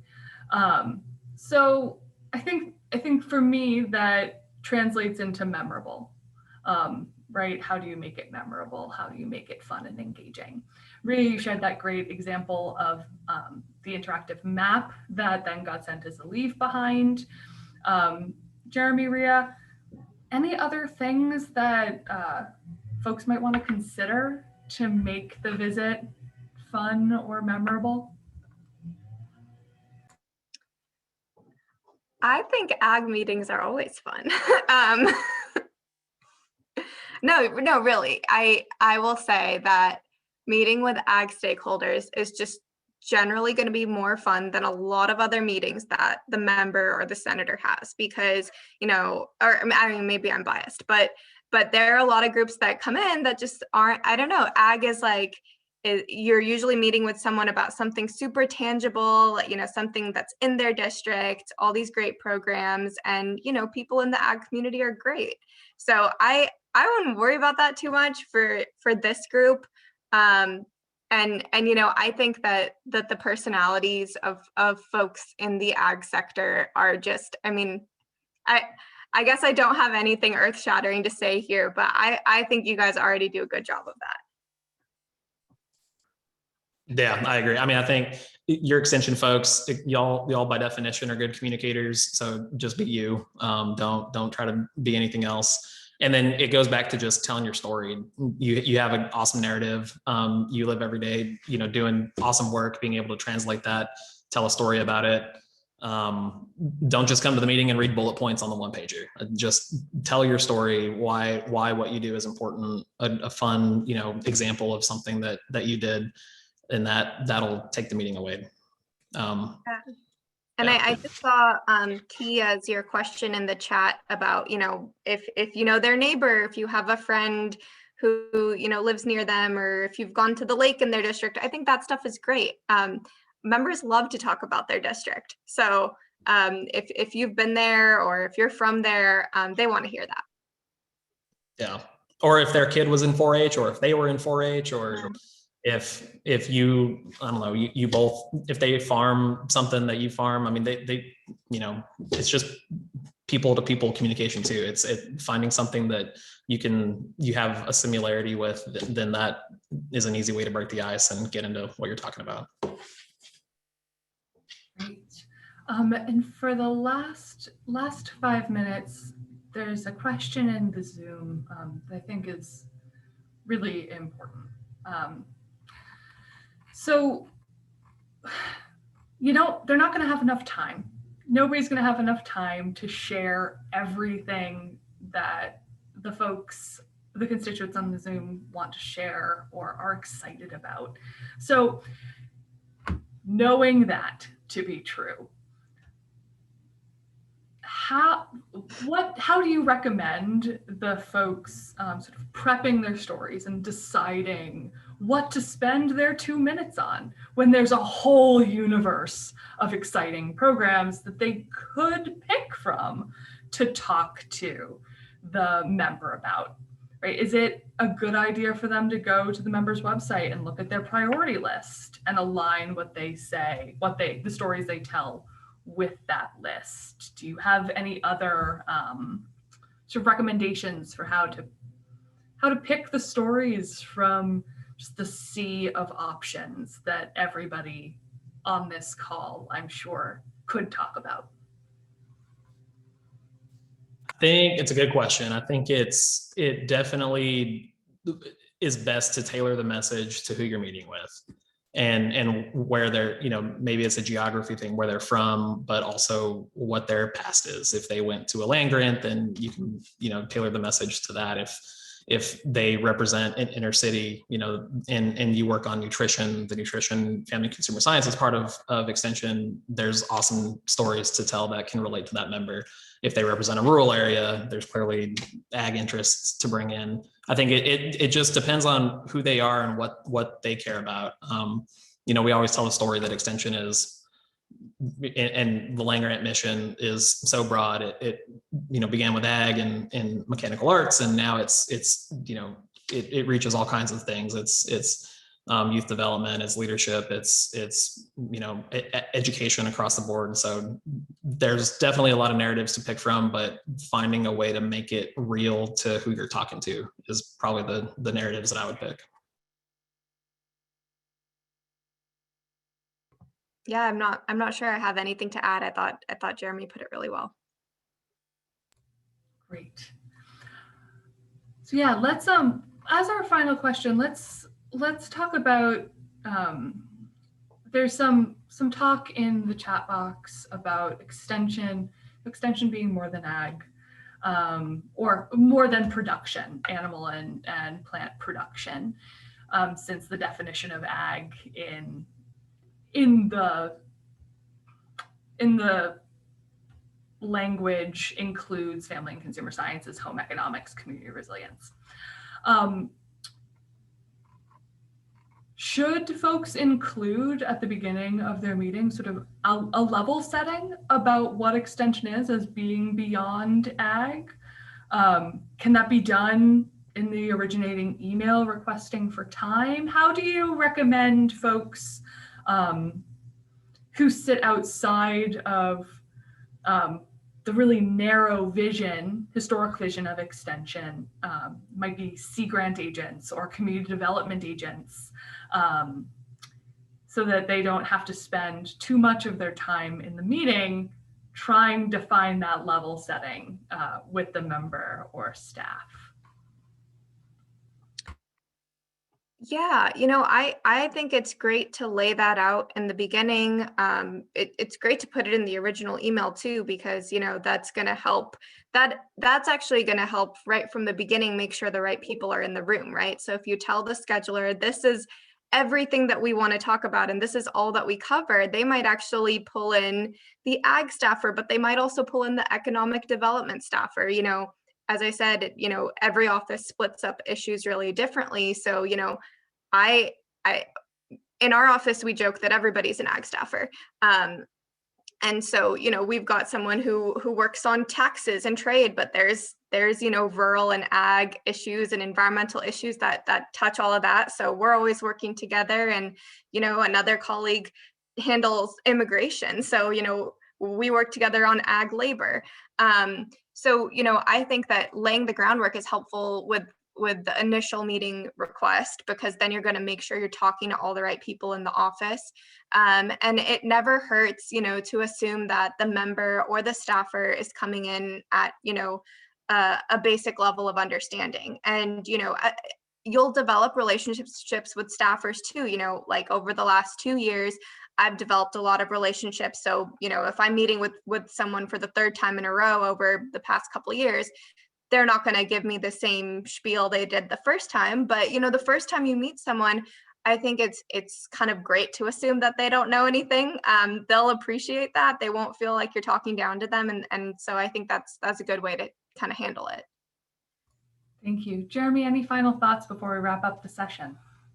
Sure. I just agree with everything Rhea said on that point. That's why you're there. That's why you're doing these meetings, to educate us. And the funding lines that you're talking about, they're in the agriculture appropriations bill. I work for the Senate Agriculture Committee, so I think we're gonna default on that. And generally, when your meeting request comes through, the ag staffers are going to be the first ones to see it and to be pulled in. But I agree with Rhea. I mean, we all definitely know that it's much broader than that, making that very clear from the get-go. And again, it goes back to the narrative that works for the member. It depends on who you're meeting with and what's important in that district, and making the example that you're bringing up real to them, so that when they see Smith Lever, they know, oh, that's so and so I met with. And yeah, That's great. Thank you guys. I really appreciate you taking the time today. Rhea, Jeremy, appreciate you taking time out of your busy days for this panel. I'm going to speak for the 235 participants, say thank you as well. There's great notes coming in on the chat. I hope you all can see it. Thanks from the team. Thank you for your time. And with that, everybody, we're going to take a break until our next panel. Looking forward to seeing you for the rest of PILD. Have a great rest of your afternoon. Thank you, everyone. Thanks all. Bye. yep, thank you all for your time. Bye. Thanks, guys.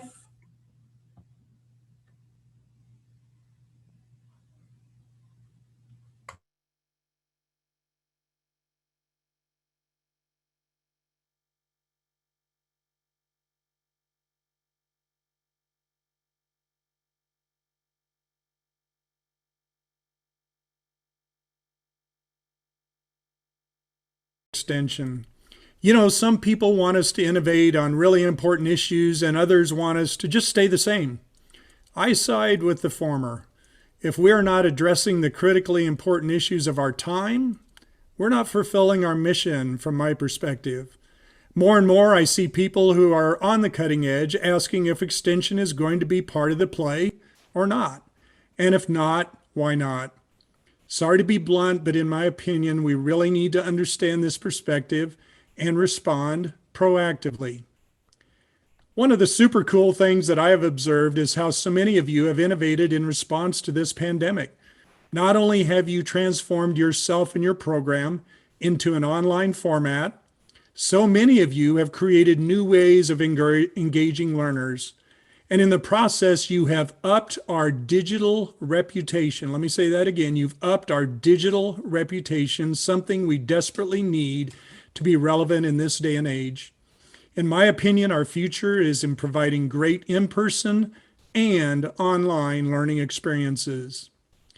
In addition, the pandemic has brought new issues: income inequality, COVID variants, small business recovery, food supply chain resiliency, mental health and well-being, and vaccine hesitancy, just to name a few. By the way, do you know that the Center for Disease Control reached out to Extension to lead on the issue of education and vaccine hesitancy? How cool is that? As we emerge from this pandemic, what will return and what will stay the same and what is emerging? In my opinion, where we are right now is the new normal, and we need to get used to that. So what types of extension innovation are there? Some have asked, what does extension innovation look like? Well, from my perspective, innovation can occur in all of these areas and more, even though we tend to think about technology as the key. Although innovation may involve the use of technology, the innovation opportunities before us are way, way more than just technology. So I want to talk about this idea. I think this is really important. It's what I'm calling the innovator's mindset. So you may know of Jeff Bezos, Elon Musk, and Bill Gates. Well, those three cutting edge innovators agree that innovation involves learning and iterating. Innovators desperately want to learn, and they realize that the only way to learn is to try something, to take a risk, knowing that we may fail. And regardless of if the try works or doesn't work, the innovator learns, and that learning positions them for the next iteration. So let me ask you this. Have you learned more from your successes or your mistakes or failures? For me, it's the latter. I learn a lot more from what I fail at. I want to point out something that I think is really important. There is a difference between execution speed and learning speed. Let me say those words again: execution speed and learning speed, which we're talking about right now. Execution speed is about how fast we get things done. This can be a trap because we may limit our progress by making more mistakes when going fast and not taking the time to learn from those mistakes. And by the way, we want to be responsive, right? So sometimes we get our execution speed up and it doesn't work out for us. Learning speed is about how fast we learn. And as I've described, learning by iterating can be powerful. Here is the paradox. The faster we learn, the more progress we will make. The faster we execute without learning, the less progress we will make. So figure out how to increase your learning speed. I think you will be more effective in the long run. One of our fun people that I interviewed said, well, the way I thought that was going to go didn't really. And so what was it that didn't go? What did I just do? And then how do we make it different next time? And just keep rolling. Just keep rolling. So in my conversation with Andy Turner of Cornell, he asked about a provocative vision. Wonder what that means. Well, a vision, why is this important? And what is our desired future? This is really about empathy, the ability or practice of imagining or trying to deeply understand what someone else is feeling or what it's like to be in their situation. Provocative. In this context, our constituents are challenged to engage, to care, and to be part of the solution. Our constituents, right? And provocative in a different perspective, we're talking about how our vision might inspire collective action, bringing others to the table, people who are serious about being part of the solution. This brings us to the idea of co-creation and co-learning, working collaboratively to generate robust solutions, test and evaluate, refine and implement. Our constituents expect us to focus on solving critical issues that impact their future. A provocative vision. So, shall we focus on answers or solutions? For over a century, much of the work of cooperative extension has been focused on answers. In fact, one marketing approach might be, please ask us a question because we have answers. Now, don't get me wrong, answers are super important, but do we want to be known as an organization that just has information? Or do we want to be an organization that is known for our ability to collaborate with learners and partners to develop innovative, robust solutions?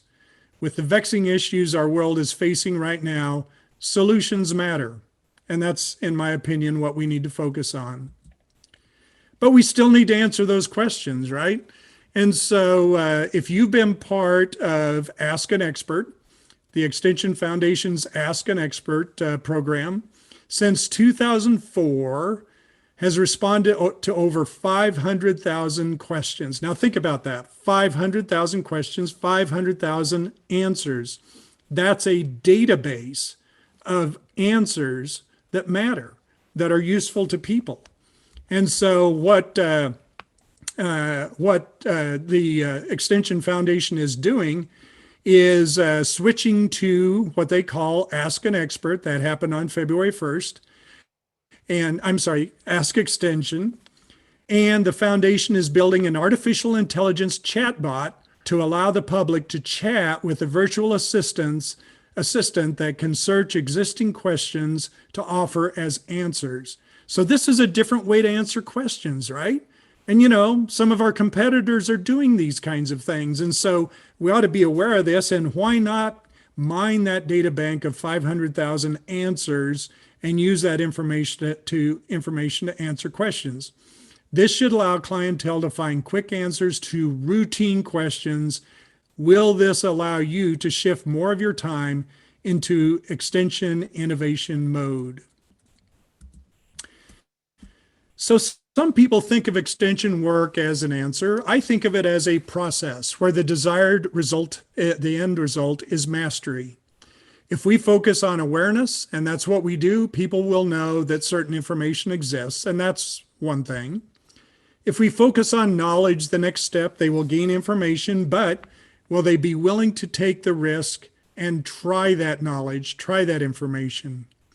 Practice means that a learner pilots an idea or a practice, hopefully with our help and guidance, and the learning that comes from piloting may help the learner gain mastery and to decide whether or not to actually implement the practice in whatever it is that they're doing. This progression provides lots of opportunities to innovate. So I'd like to talk about co-creation and marketing for just a minute, because I think the mastery model encourages us to think more deeply and practice new ways of teaching. If you've not considered this, I want to introduce you to this idea of co-learning and co-creation. You know, in most cases, we're not the only experts. You know, maybe we'd like to think so, but we're not. In fact, more and more people have college degrees, or they have a lot of what I call indigenous knowledge, the stuff they learn by doing their thing and learning from their successes and their failures. So more than ever before, there are learners, partners, and collaborators who are well educated, very experienced, and in some cases more pressured to solve issues. Why wouldn't we want to work together with them in a co-learning, co-creation format? For me, this means that we function less as the expert, the sage on the stage, and that we move to more collaborative approaches with partners, collaborators, and learners. And Justin McMeekin from Nebraska says, it's my goal to have clientele feel that they are all in an equal status with us in the problem-solving process, and that it's not us delivering ideas to them, but it is the exchange back and forth that is driving our work. Thanks, Justin. So here is the huge issue for all of us that want to innovate, right? How are you doing? How often is the response, I'm busy? Well, think about this. Because we don't know what is really important to us, everything seems important. Because everything seems important, we have to do everything, right? Other people, unfortunately, see us as doing everything, so they expect us to do everything. And doing everything keeps us so busy, we don't have time to think about what is really important to us. And Extension educator Megan Burtis says, we find ourselves again in the hamster wheel. Oh my goodness. If we're going to be successful innovators, we absolutely must find and prioritize quality time. So how will you spend your time? Dr. Charlie Stoltenow from North Dakota State University Extension shared this image with me. If you've studied Covey's 4 quadrants, this may look familiar. Our goal is to get to quadrant 2, transformational, inspirational learning. And this is the high content and high process space that challenges us to innovate. And at the end of the day, this is where we will generate, in my opinion, the most meaningful and deep impact. Quadrant 3 on the lower left is about information. Just throwing stuff out via newsletters, newspaper columns, etc. Again, I don't want to insult anybody, but we're kind of guessing at what people want to learn and what they want to know. Quadrant 4 is events. And yes, Extension does events, don't we know? County fairs, as an example, are important events in the 4-H world. But I see 4-H professionals spending 2, 3, 4, or sometimes 5 months getting ready for the county fair. Are there ways for us to be more efficient? Now, wait a minute. Don't assume that Chuck doesn't support county fairs. Nothing could be further from the truth. We just need to continue to work to find a better way. Quadrant 1 is about answers. Remember what we just said about answers? While they are important, let's use the most efficient means possible to provide answers. So like Covey, we encourage you to spend less time in quadrants 3 and 4 and more time in 1 and 2, in other words, live north of the line, you only have so much time. How will you use that time? And I think that Johann Goethe has it absolutely right. Things that matter most must never be at the mercy of things that matter least. All right, if you're going to be an innovator, we think you're probably going to have a team, right? So who should be on your team? Well, this is a really important question that I want you to thoughtfully consider. Try to find people with relevant expertise, but also people who bring a growth mindset, a collaboration mentality, and a thoughtful approach to the team and to the project. So, who are you going to put on your team? Prior team members? Friends, buddies, fun people? What about genuine collaborators, both in and outside of the university and in and outside of Extension? What about stakeholders, constituents, partners, funders, learners? The voices at the table really matter. Think about it carefully as you bring people on. What about stakeholders? Not just any stakeholder. How about people who are dealing with the issue, have tried a variety of solutions, and have ideas on where to go next? To me, that seems like an incredibly valuable collaboration. And I want you to listen to and think about this next part. This also gives us an opportunity to address the question of diversity and inclusion. Including people representing diversity on our team brings new experiences, new ideas, and different solutions. And if the diversity represents the learners we wish to serve, they can help us develop culturally sensitive, high-impact programming that matters. And that, my friends, is really important. So think about how you bring diversity onto your team. Think about the idea that perhaps using an advisory group is not enough. It's not strong enough. It doesn't get us where we need to be. Think about who you're going to bring onto your team. So now we're going to pivot to Kayla, and we're going to start with this idea. Courage is the commitment to begin without any guarantee of success. Kayla, your turn. Well, hello, everyone. So in order to advance innovation and extension, we must have the courage to take risks and, most importantly, be bold.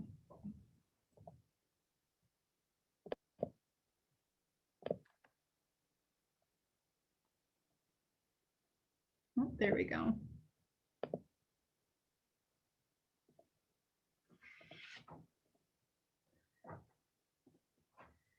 So we hear that term "be bold" so often, but what does that mean?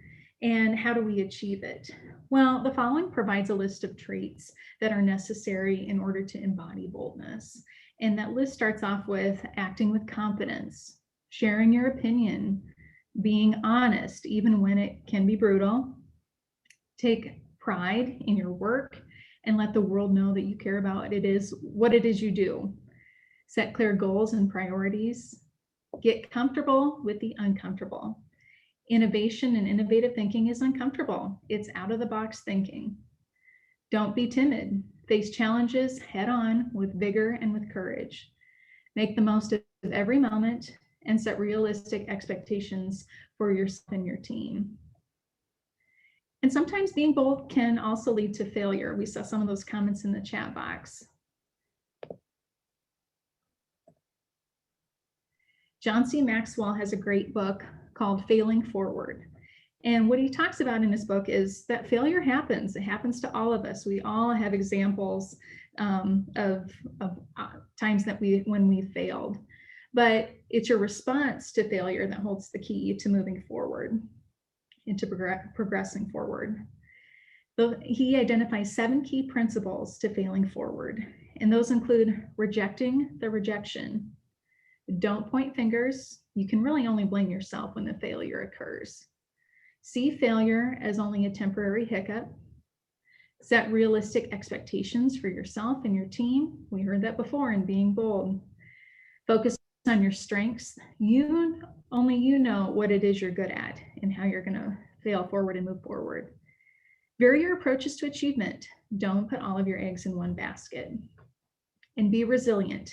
Be willing to bounce back from when that failure occurs. Justin McMeekin was referenced earlier, but he had another great quote on failing forward. And he shares that if we're not failing, we're not pushing hard enough. He tells the students that if they don't fail during the program, that he did something wrong and that you should anticipate failure. It's a sign that you're pushing your limits, and as a result, you're growing. He thinks it's inherently important that we fail. Now, with failure and being bold, there's a great theoretical approach to being bold and in having inherent failure, and that is called disruptive innovation theory. If you've heard of this theory before, I want you to raise your hand or type it in the chat box. But disruptive innovation theory is a business-based theory. It conflicts with our current way of operating. It's a new way of doing business, and it's uncomfortable thinking. But it's necessary to survive uncertain economic situations, increase our competitive advantage, and prevent the organizational decline. And it has great application to our work in cooperative extension. It can be seen as both a threat and opportunity to advancing extension work. Now, disruptive innovation provides new value for an organization by reaching new customers with a new innovative resource or product. If you take anything away from my slides, it's that disruptive innovation has 6 key characteristics. The innovation is affordable, it's accessible, builds capacity, responsive to clientele needs, is easy to use, and is customizable. Again, this is a business-based theory. So a lot of the examples that you will find in research of disruptive innovation are companies and innovations. So examples of disruptive innovation would be Uber disrupting the taxi service marketplace, or online streaming services like Netflix or Hulu disrupting cable TV as we know it. Community colleges are another great example of disruptive innovation, because as you can look at some of those characteristics on this slide, you'll see that community colleges are affordable, provide accessible classes and coursework, and are customizable to the learner and the learner needs.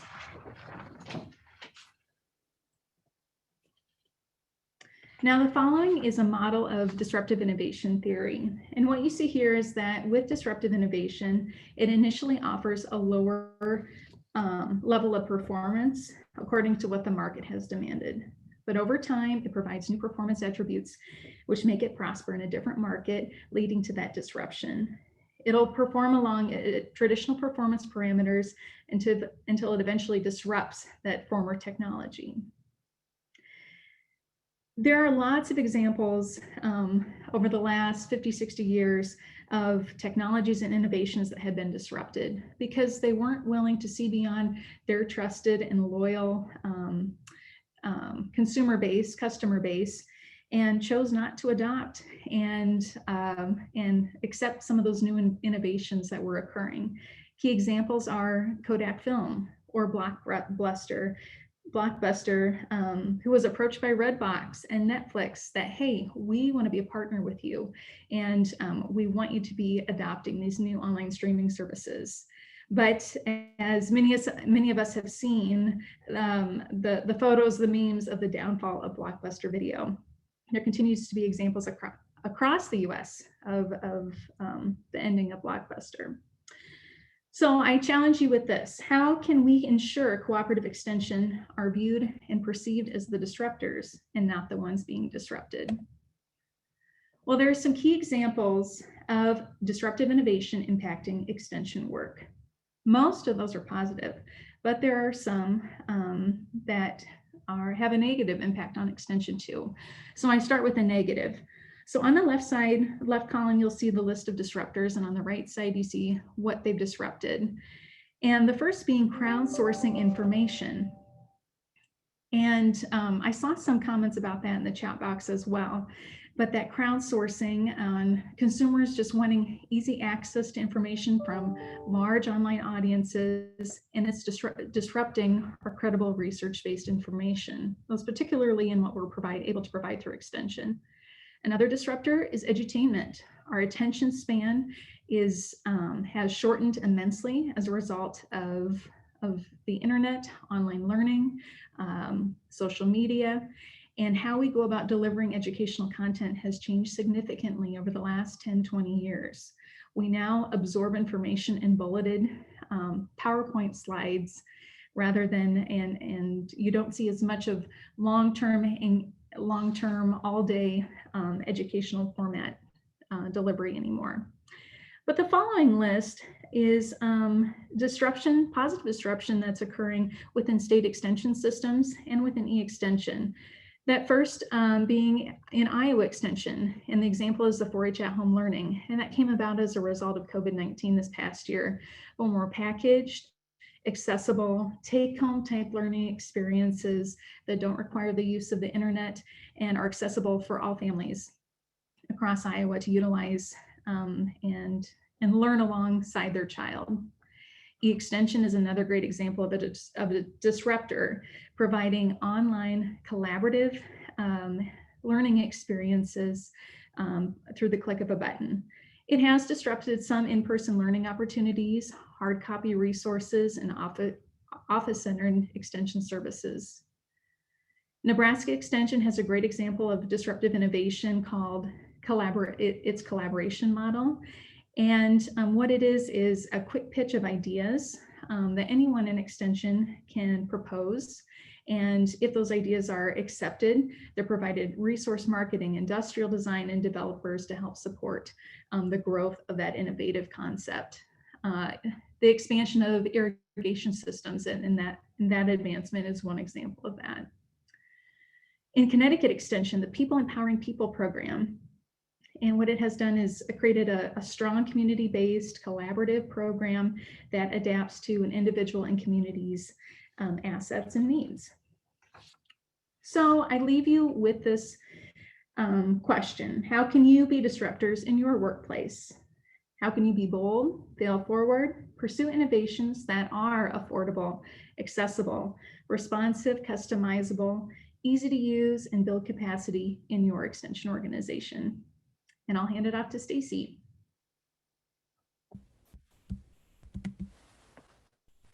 Actually, Chuck, for one more little spot. Thank you, Kayla, very much. Very inspiring as we think about disruptive innovation, which, by the way, doesn't mean we have to be disruptive people. We just, we need to think about disruptive as an opportunity. So I wanted to take just a couple of slides here and talk about using design theory to help us put our programs together, put our innovation together. And so we get so focused on being responsible, sometimes we don't give ourselves or our team the time to design and test the most valuable solutions. So what might robust design work look like? The Stanford D School or Design School is one of the true leaders in design thinking and design processes. Their model includes empathy for those impacted by the issue, a clear definition of the issue, ideating, that's kind of a new age term, right? Ideating in a positive way, using the yes and mindset rather than the yeah but mindset, prototyping and testing with empathy for the users.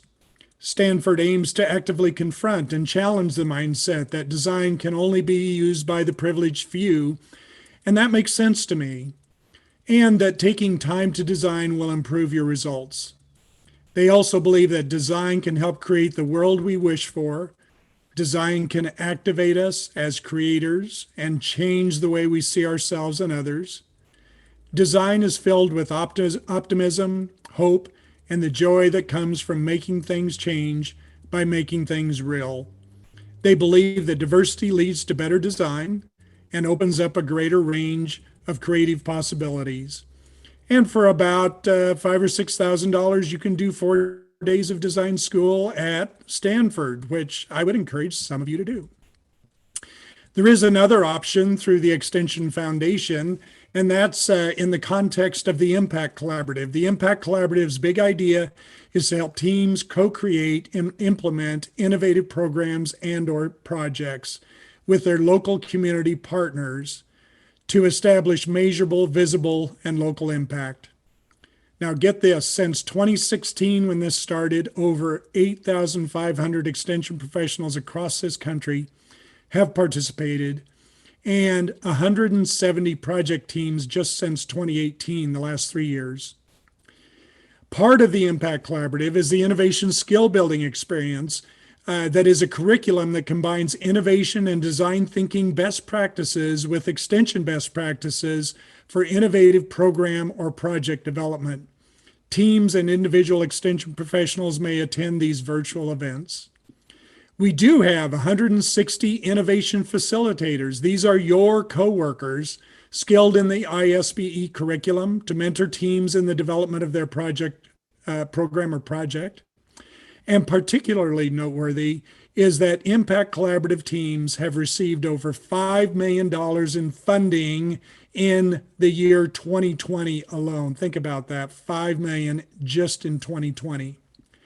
The next Innovation Skill Building Experience starts April 20th. It's not too late for you to be part of this. There are other aspects of the Impact Collaborative, and if you go to Connect Extension, you can learn more about it. We do need to note that your university must be an Extension Foundation member for you to participate in this particular piece of their work. So should we take the time to learn how to and practice design? I hope you agree that the answer is a resounding yes. So I'm going to pass it on to Stacy. All right, thank you, Chuck. Make sure I can advance the slide.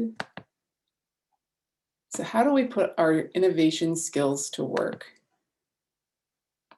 Good afternoon, everyone. So I'm going to use an analogy with whitewater rafting and rivers. It's one of the ways I've learned to be purposeful and intentional in my work. So purposeful means we're having or showing determination or resolve. And if you look at the picture on the screen, you can see two really small red arrows, one where we're starting and another one where our goal is. And if you look at the river, there are a lot of different ways for us to get from that start arrow to the end arrow, and those are just on the river. And that's what we need to do with our innovation. We have to be purposeful and intentional. We have to know our goal, but we can get there many different ways. And that's where the creativity that Chuck talked about earlier in the presentation really comes in.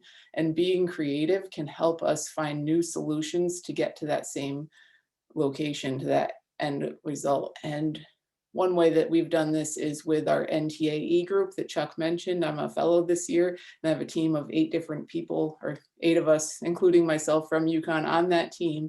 It's a new group working together, and we've really tried to be intentional and purposeful with our innovation this year. And, all right, there it goes. So innovation is a practice that can be learned, tested, and improved. Think back to that whitewater rafting example or kayaking. The river is different every time you paddle it because of rain, water flow, and other variables. We learn, test, and improve how we navigate that river. We do the same in our extension work. Being purposeful and intentional requires that mindset. So we have to be patient with the process and work through it fully in order to get those high impact results. And that can be hard as extension professionals. Chuck talked about all of us being busy and having that, but like Kayla said, we have to be bold and really look for those disruptive innovation and the different ways that we can bring that into our work and be intentional about bringing it into our work and communicating with our teams, administrators, stakeholders that we are doing that. From there, we can learn and just keep improving on it, develop our skills, and use the different resources that are available to us. And those can be available through Connect Extension. Chuck talked about the Impact Collaborative, the NTAE fellowship that I'm part of. We've used our internal university resources a lot. So just really maximizing all of those and what we do with them. Slight delay on the slides when I click on it.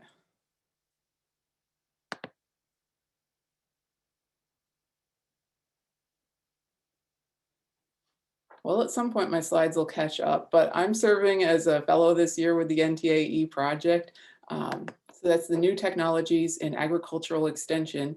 And my team on this project is a different team. We hadn't worked together before. I'd worked with some of them, but the group of 8 of us hadn't all worked together. We were really intentional about bringing this team together because we wanted different skill sets and different people in that team because it's a different project. We are building a game to address misconceptions and consumer misinformation about food marketing labels. Chuck, I can't get it to move forward at all. So if you want to hit the next slide and then I'll try again on the next one. So we put that innovation mindset into practice. We've been intentional and purposeful because it's so easy to slip back into our prior mindset of just producing results and doing action oriented. So if on the right on this image, you see our unpeeled game prototype of the early game. We have those team members, we spend a lot of time on visioning and planning.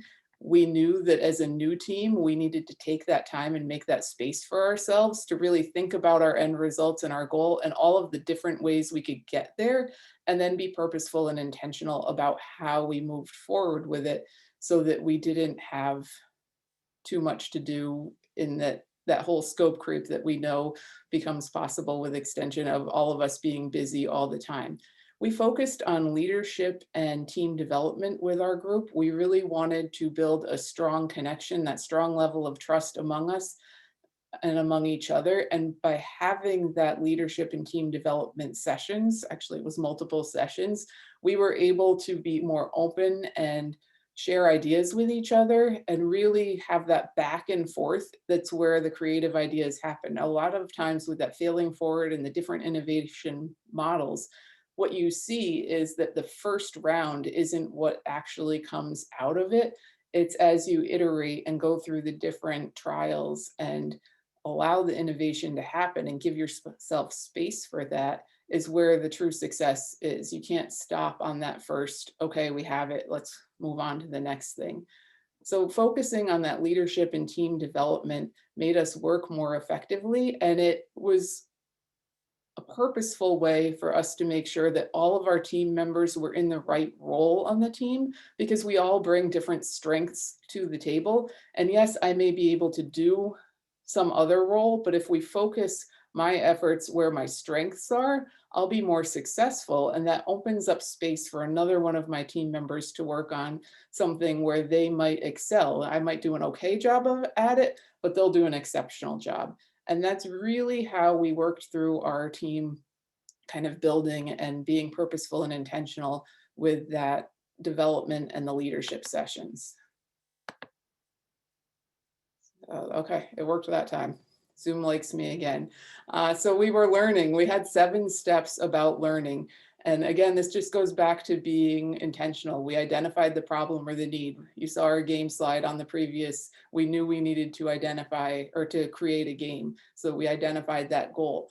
But how we get there, we'll go back to that whitewater example. There's a lot of different ways. We might go left down a fork, right down a fork. You could go different ways around a rock, just knowing that we want to get there. We developed our team, we formulated a plan, and this was really key for us. The plan has changed over time, but at the beginning of the project year, we sat down, we created a backward plan. We said in August 2021, we're going to have a playable game that we can share with our audiences, that we can share regionally and nationally. And then we worked backwards from there and developed all the steps, all the timelines, the goalposts that we needed to hit along the way in order to have that in place. So that was a really important step for us was that plan. The logic models that many extension programs use are another example. It really comes down to what your team likes to work with, but having that plan in place has allowed us to say, okay, this is where we need to be. Where do we need to catch up on? Where are we ahead? Again, we had to develop that team, and I'll use the rafting analogy here, and this is one of my whitewater trips. You have to have the right team members in the right places, and you have to be paddling together, because if we're not paddling together, we can end up going backwards down the worst set of rapids on the river. And it makes for a really good story later on, but it's really not the way we want to approach our extension work. So getting everybody in sync and in the right places in your team and doing the right thing is important. And then that psychological safety, and this is another thing that we developed with our team working with our Extension Foundation services, is making sure everyone had that trust and the psychological safety with each other so that we could do all the ideation and work together and throw ideas out there. So finally, we're careful of the scope and project creep. We communicate often because I'm a communications person, and we use different mediums. And then we make time to celebrate because that's so key in our extension work and in everything that we do. We need to celebrate the successes along the way. So when you're new in whitewater sports, you don't start on that Class 5 river that we saw in the previous slide. You start on calmer waters and then you work your way up to the Class 5, which is the more intense whitewater. And we can do the same thing with innovation. If it's something that you're new to, you can take time and build your innovation skills carefully. You can maximize your resources and use those to help you learn and test your innovations. We have a term from the military called rigid flexibility, and it really parallels the river analogy well. The military will say, we have a goal. We know we have to get there. If you're going down a 4-lane highway, you don't have to stay in the same lane the entire time as long as you make it to that goal. When we're paddling down a river, we know we have to make it to the takeout point, but how we get there, which lines we take on the river can vary. So we want to be purposeful. We know we have to make it to our goal, but we also have to let the innovative process take its own path. And we partnered with the New Mexico State University Learning Games Laboratory to design our game. And we went for them because they are the best. It's a resource that I'd always wanted to work with, and I saw this project as a perfect opportunity. But in doing so, our team had a really clear vision of what that game was going to look like. And we took that to the design jam with New Mexico in February and said, this is what we want to do. And they said, will you give us creative license? And we said, sure. And then we worked with them a couple more times, came back at the end of the week. And what we got from them was far better than what we had planned or thought of ourselves. So taking the time and letting go of your idea, your vision, can lead to much better and more effective results. So then we improve. We do the iteration, we challenge our assumptions, we find the resources. We've used the Extension Foundation resources, New Mexico State. We've worked with the Department of Marketing in our university School of Business. All of these help us to get to the place where we need to be with our innovation to grow and improve.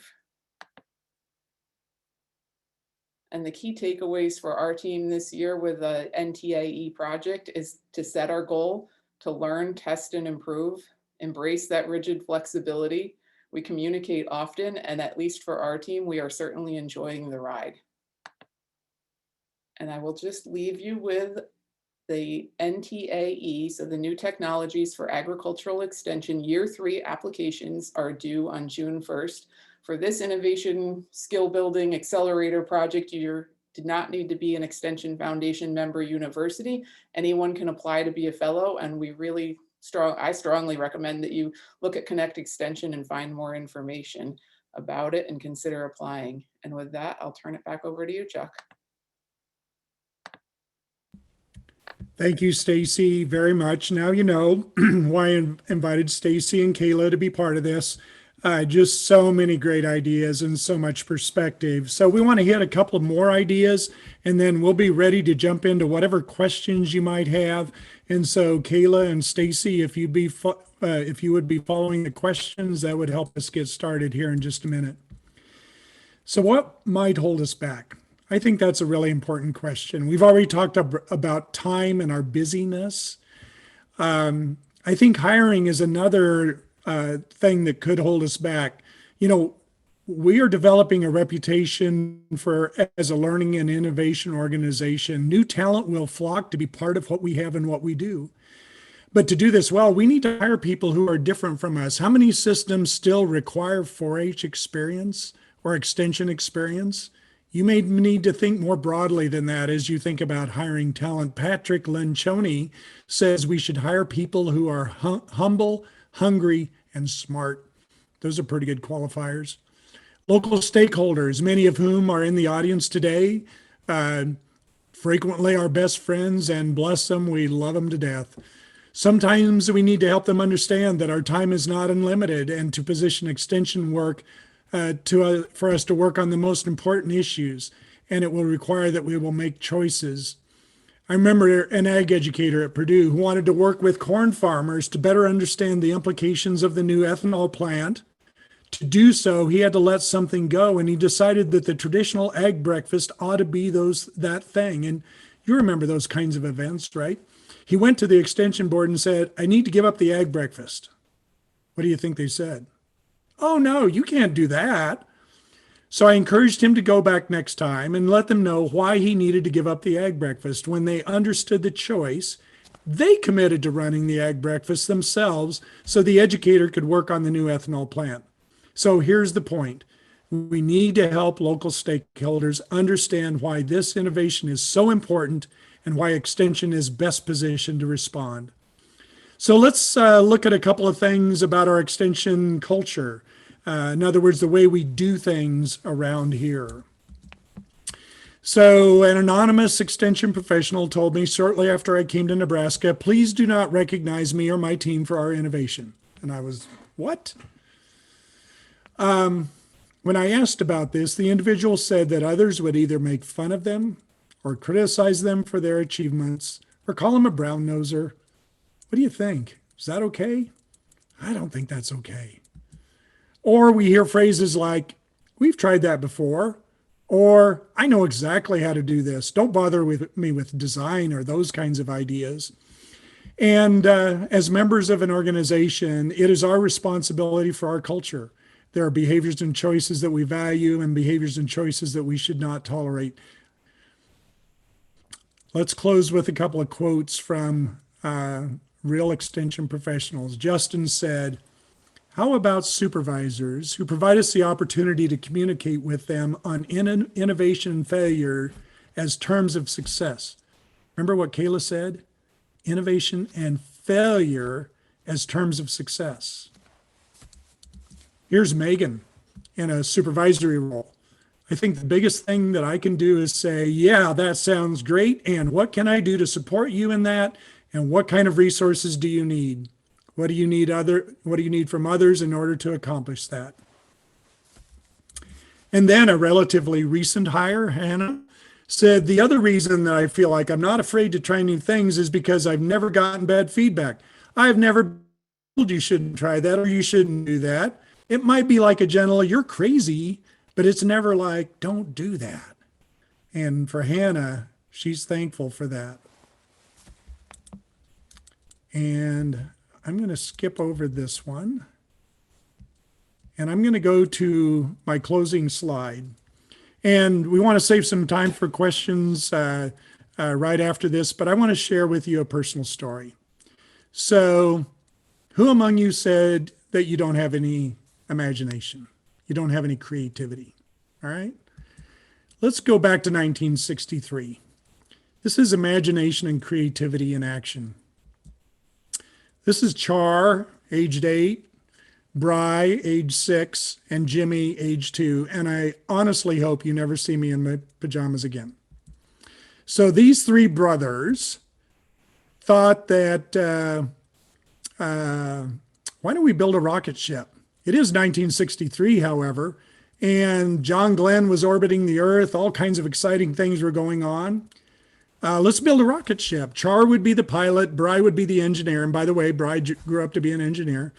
And Jimmy was the tail gunner. Now, don't ask me why our rocket ship needed a tail gunner, but we had Jimmy and he wanted the job. We found a refrigerator box, and out in the garage, drawers full of lights and gauges and wires and all kinds of stuff that my dad had collected over the years. And we built an instrument panel and we built a rocket ship. And then we orbited the Earth. We flew to the moon. We fought off aliens and we saved the planet Earth. What an adventure. So when you were a kid, did you have an imagination? I bet you did. If you think you lost it, go find it. All right, we're ready to wrap up and respond to your questions and fun comments in the chat. If you would take a minute, and we'll share this in just a minute, go to menti.com and type in the code that you see on the screen, 6874514. And you have an opportunity to put in actually 3 words that describe how you feel about innovation and extension work. That'll make a word cloud that we'll share here in just a couple of minutes. So, Kayla, Stacy, what kind of questions do we have?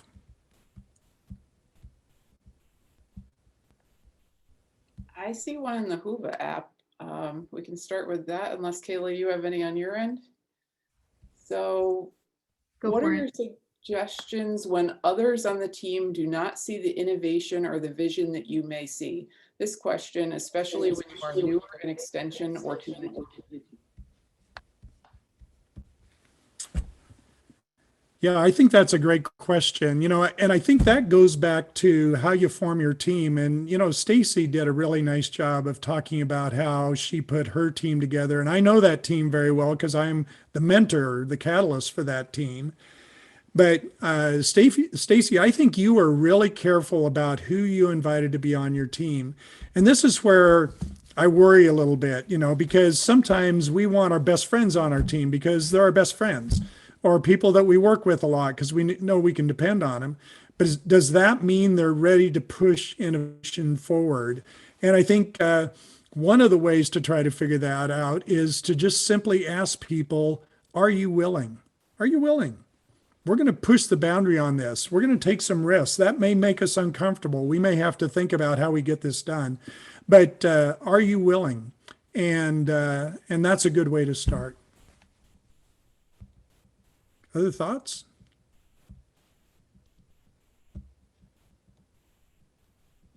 We had another couple questions in Hoover came up on funding and extension educators using their own funds or their own accounts to do innovative things without that support, and how extension can do that differently, or how that model can change. So one of the suggestions that I have is really for extension directors and administrators, because, at the end of the day, whether or not our organization is innovative, it's not totally on us, but it's a lot on us. How do we create the supports? How do we create the resources? How do we train and help people think differently about innovation? For example, a couple of years ago, we invited a person from the Stanford Design School to come to our fall conference. Now, it just so happened that her name was Catherine Segovia. She was from Lexington, Nebraska, my home county, and she was in 4-H, and now she works at the Stanford Design School. Now, can you imagine learning about design from a person who is a lifelong 4-H'er? That was amazing. So you think about, how do you find people like that can bring that kind of insight? I think the other piece is that as extension directors and administrators, we need to invest. And I know it's hard because coming up with cash can be hard, but we had an innovation grant. We also had a new audience grant. And with about a 2-page application, you could get $7,500 from us to start your project. If you contributed $2,500, now this might be your money, right? But $2,500 that you generated outside of extension, we give you another $2,500. So now it's $12,500, and that's at least a pretty good bankroll to start. You may not be able to finish, but you can start. And when you get a big idea, you can pitch that big idea to others who might be interested in helping to make it happen. So, yeah, I think you may need to spend some of your own money that you've earned in your program, but there are ways to find resources to help match and move forward. And Stacy, you're working on some pretty exciting opportunities with Megan. Yep, we're trying to use our resources, all of them. Kayla, you have a question in yours? Yeah, there were some great questions in the chat. In this presentation, could you say a few words about starting the culture change when the current organizational culture is innovation resistant? I think that comes up so often.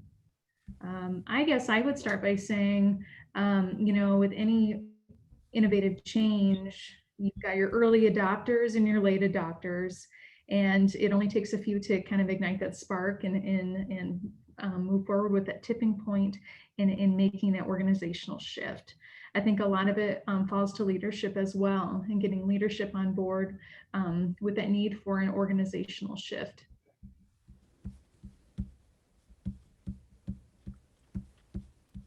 Stacy or Chuck, would you add anything else?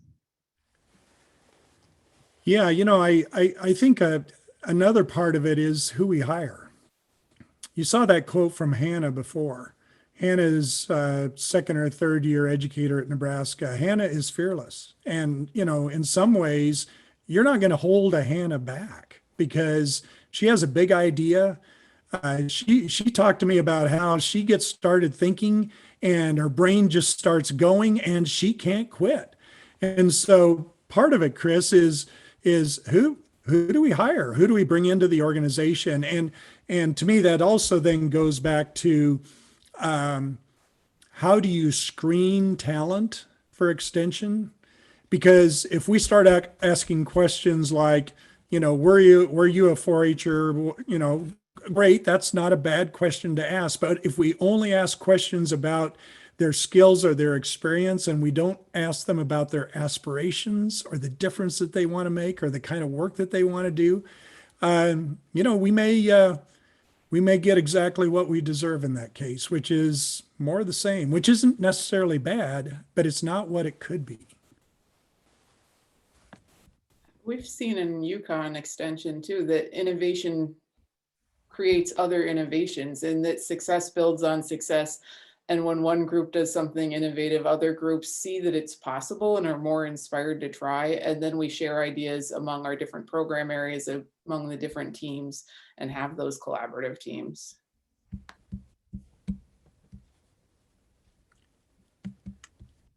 So another question we received was, it is challenging to report innovative programming in the existing frameworks. It is difficult to be out on your own doing something different from most.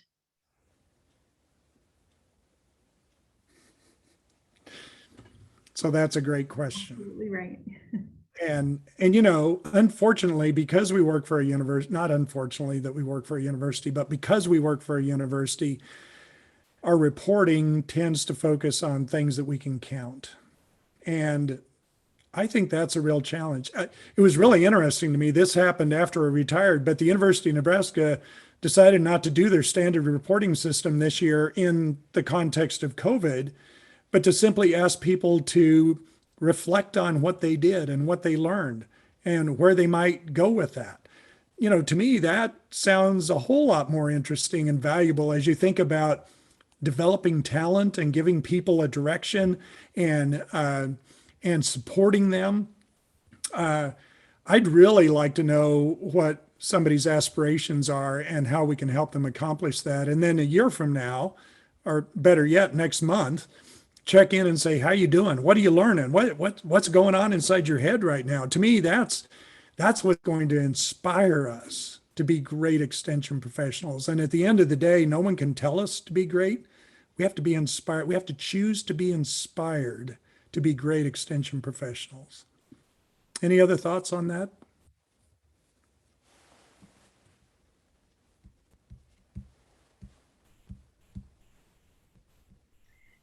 There is one last question. Extension would not exist without innovation. How can people who resist change consider themselves to be true extension educators?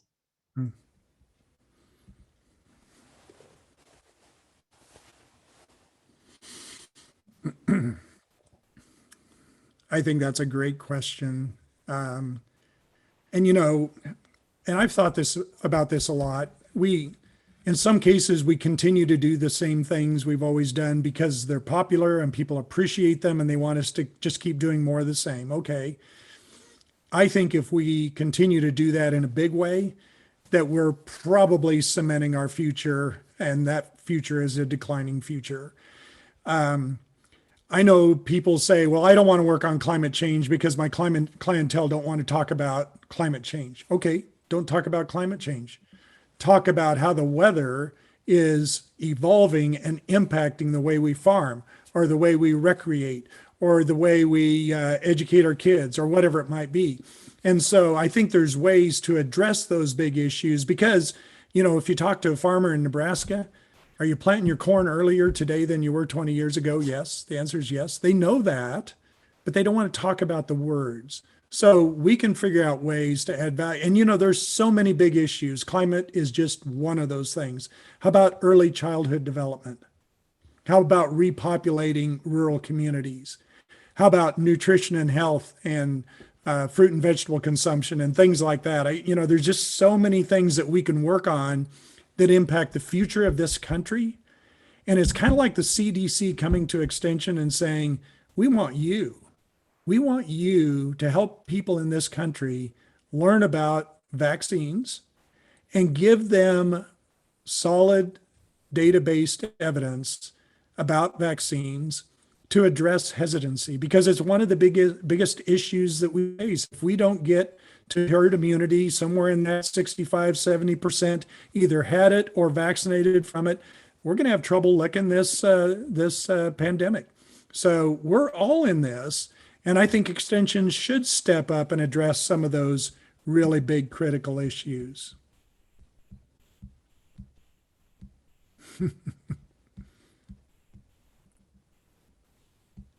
The image of that boarded up Blockbuster store just continues to come to mind. How can we continue to be seen as the disruptors and not the ones disrupted? We always need to continue to be looking ahead and being innovative in our work. Well, Kayla and Stacy, why don't we wrap this up? But let's show the word cloud that was created. So I don't know if you've used Menti before, it's free. But we just ask you to come up with one word or more than one single word about how you're feeling about innovation and extension work right now. Look what the biggest words are: exciting, excited, challenging, hopeful, necessary, really? Yeah. Motivated, empowered, needed. There's a few words that are maybe just honest, lacking, a little hesitant, scary. Yeah. But others say adventurous, life-changing, freedom. Well, you know what, folks, those responses mean the world to us. I guess that's what we hope that we might do today, is give you a little bigger view of what innovation and extension might look like, give you some really practical things to think about in terms of doing innovation, thinking about designing innovation, thinking about, thinking big, thinking about risk-taking and disruptive innovation, thinking about the practical parts that Stacy talked about, how we get the job done, building our team, thinking about leadership and team development. And so lots of things for you to think about today. Thank you for those responses. And thank you for the opportunity to come back and have the opportunity to engage with all of you. I made PILD a regular part of my agenda, and I came back as often as I could. And it's good to come back, even if it is in a virtual format. So thank you, Stacy. Thank you, Kayla. I think we're ready to kick it back. So whoever's next, thank you all very, very much. Thank you, Chuck. Thank you, Stacy. And thank you, Kayla. I just kept enjoying the conversation. I didn't even want it to end, even though, it was supposed to end at 4:30. I was just like, this is great information. So we're just going to keep rolling with it. We've had a great time. I'd like to thank all the presenters. I'd like to thank our keynote. I'd like to thank our capstone speakers. I'd like to thank our concurrent speakers. Thank you all. You are what makes the PILD such a great conference. Is Alicia on? Next year, we are planning to have a face-to-face conference. And I would like to introduce Alicia if she's on. I don't see her. Jean, would you like to talk about the face-to-face conference next year in DC? We're looking forward to meet in person again next year, April 5th through 8th, 2022 in Crystal City, the same hotel that we've been at for the past few years in Alexandria, Virginia. And we look forward to a great meeting. And thanks to our presenters for a great end to a great meeting. Thank you all.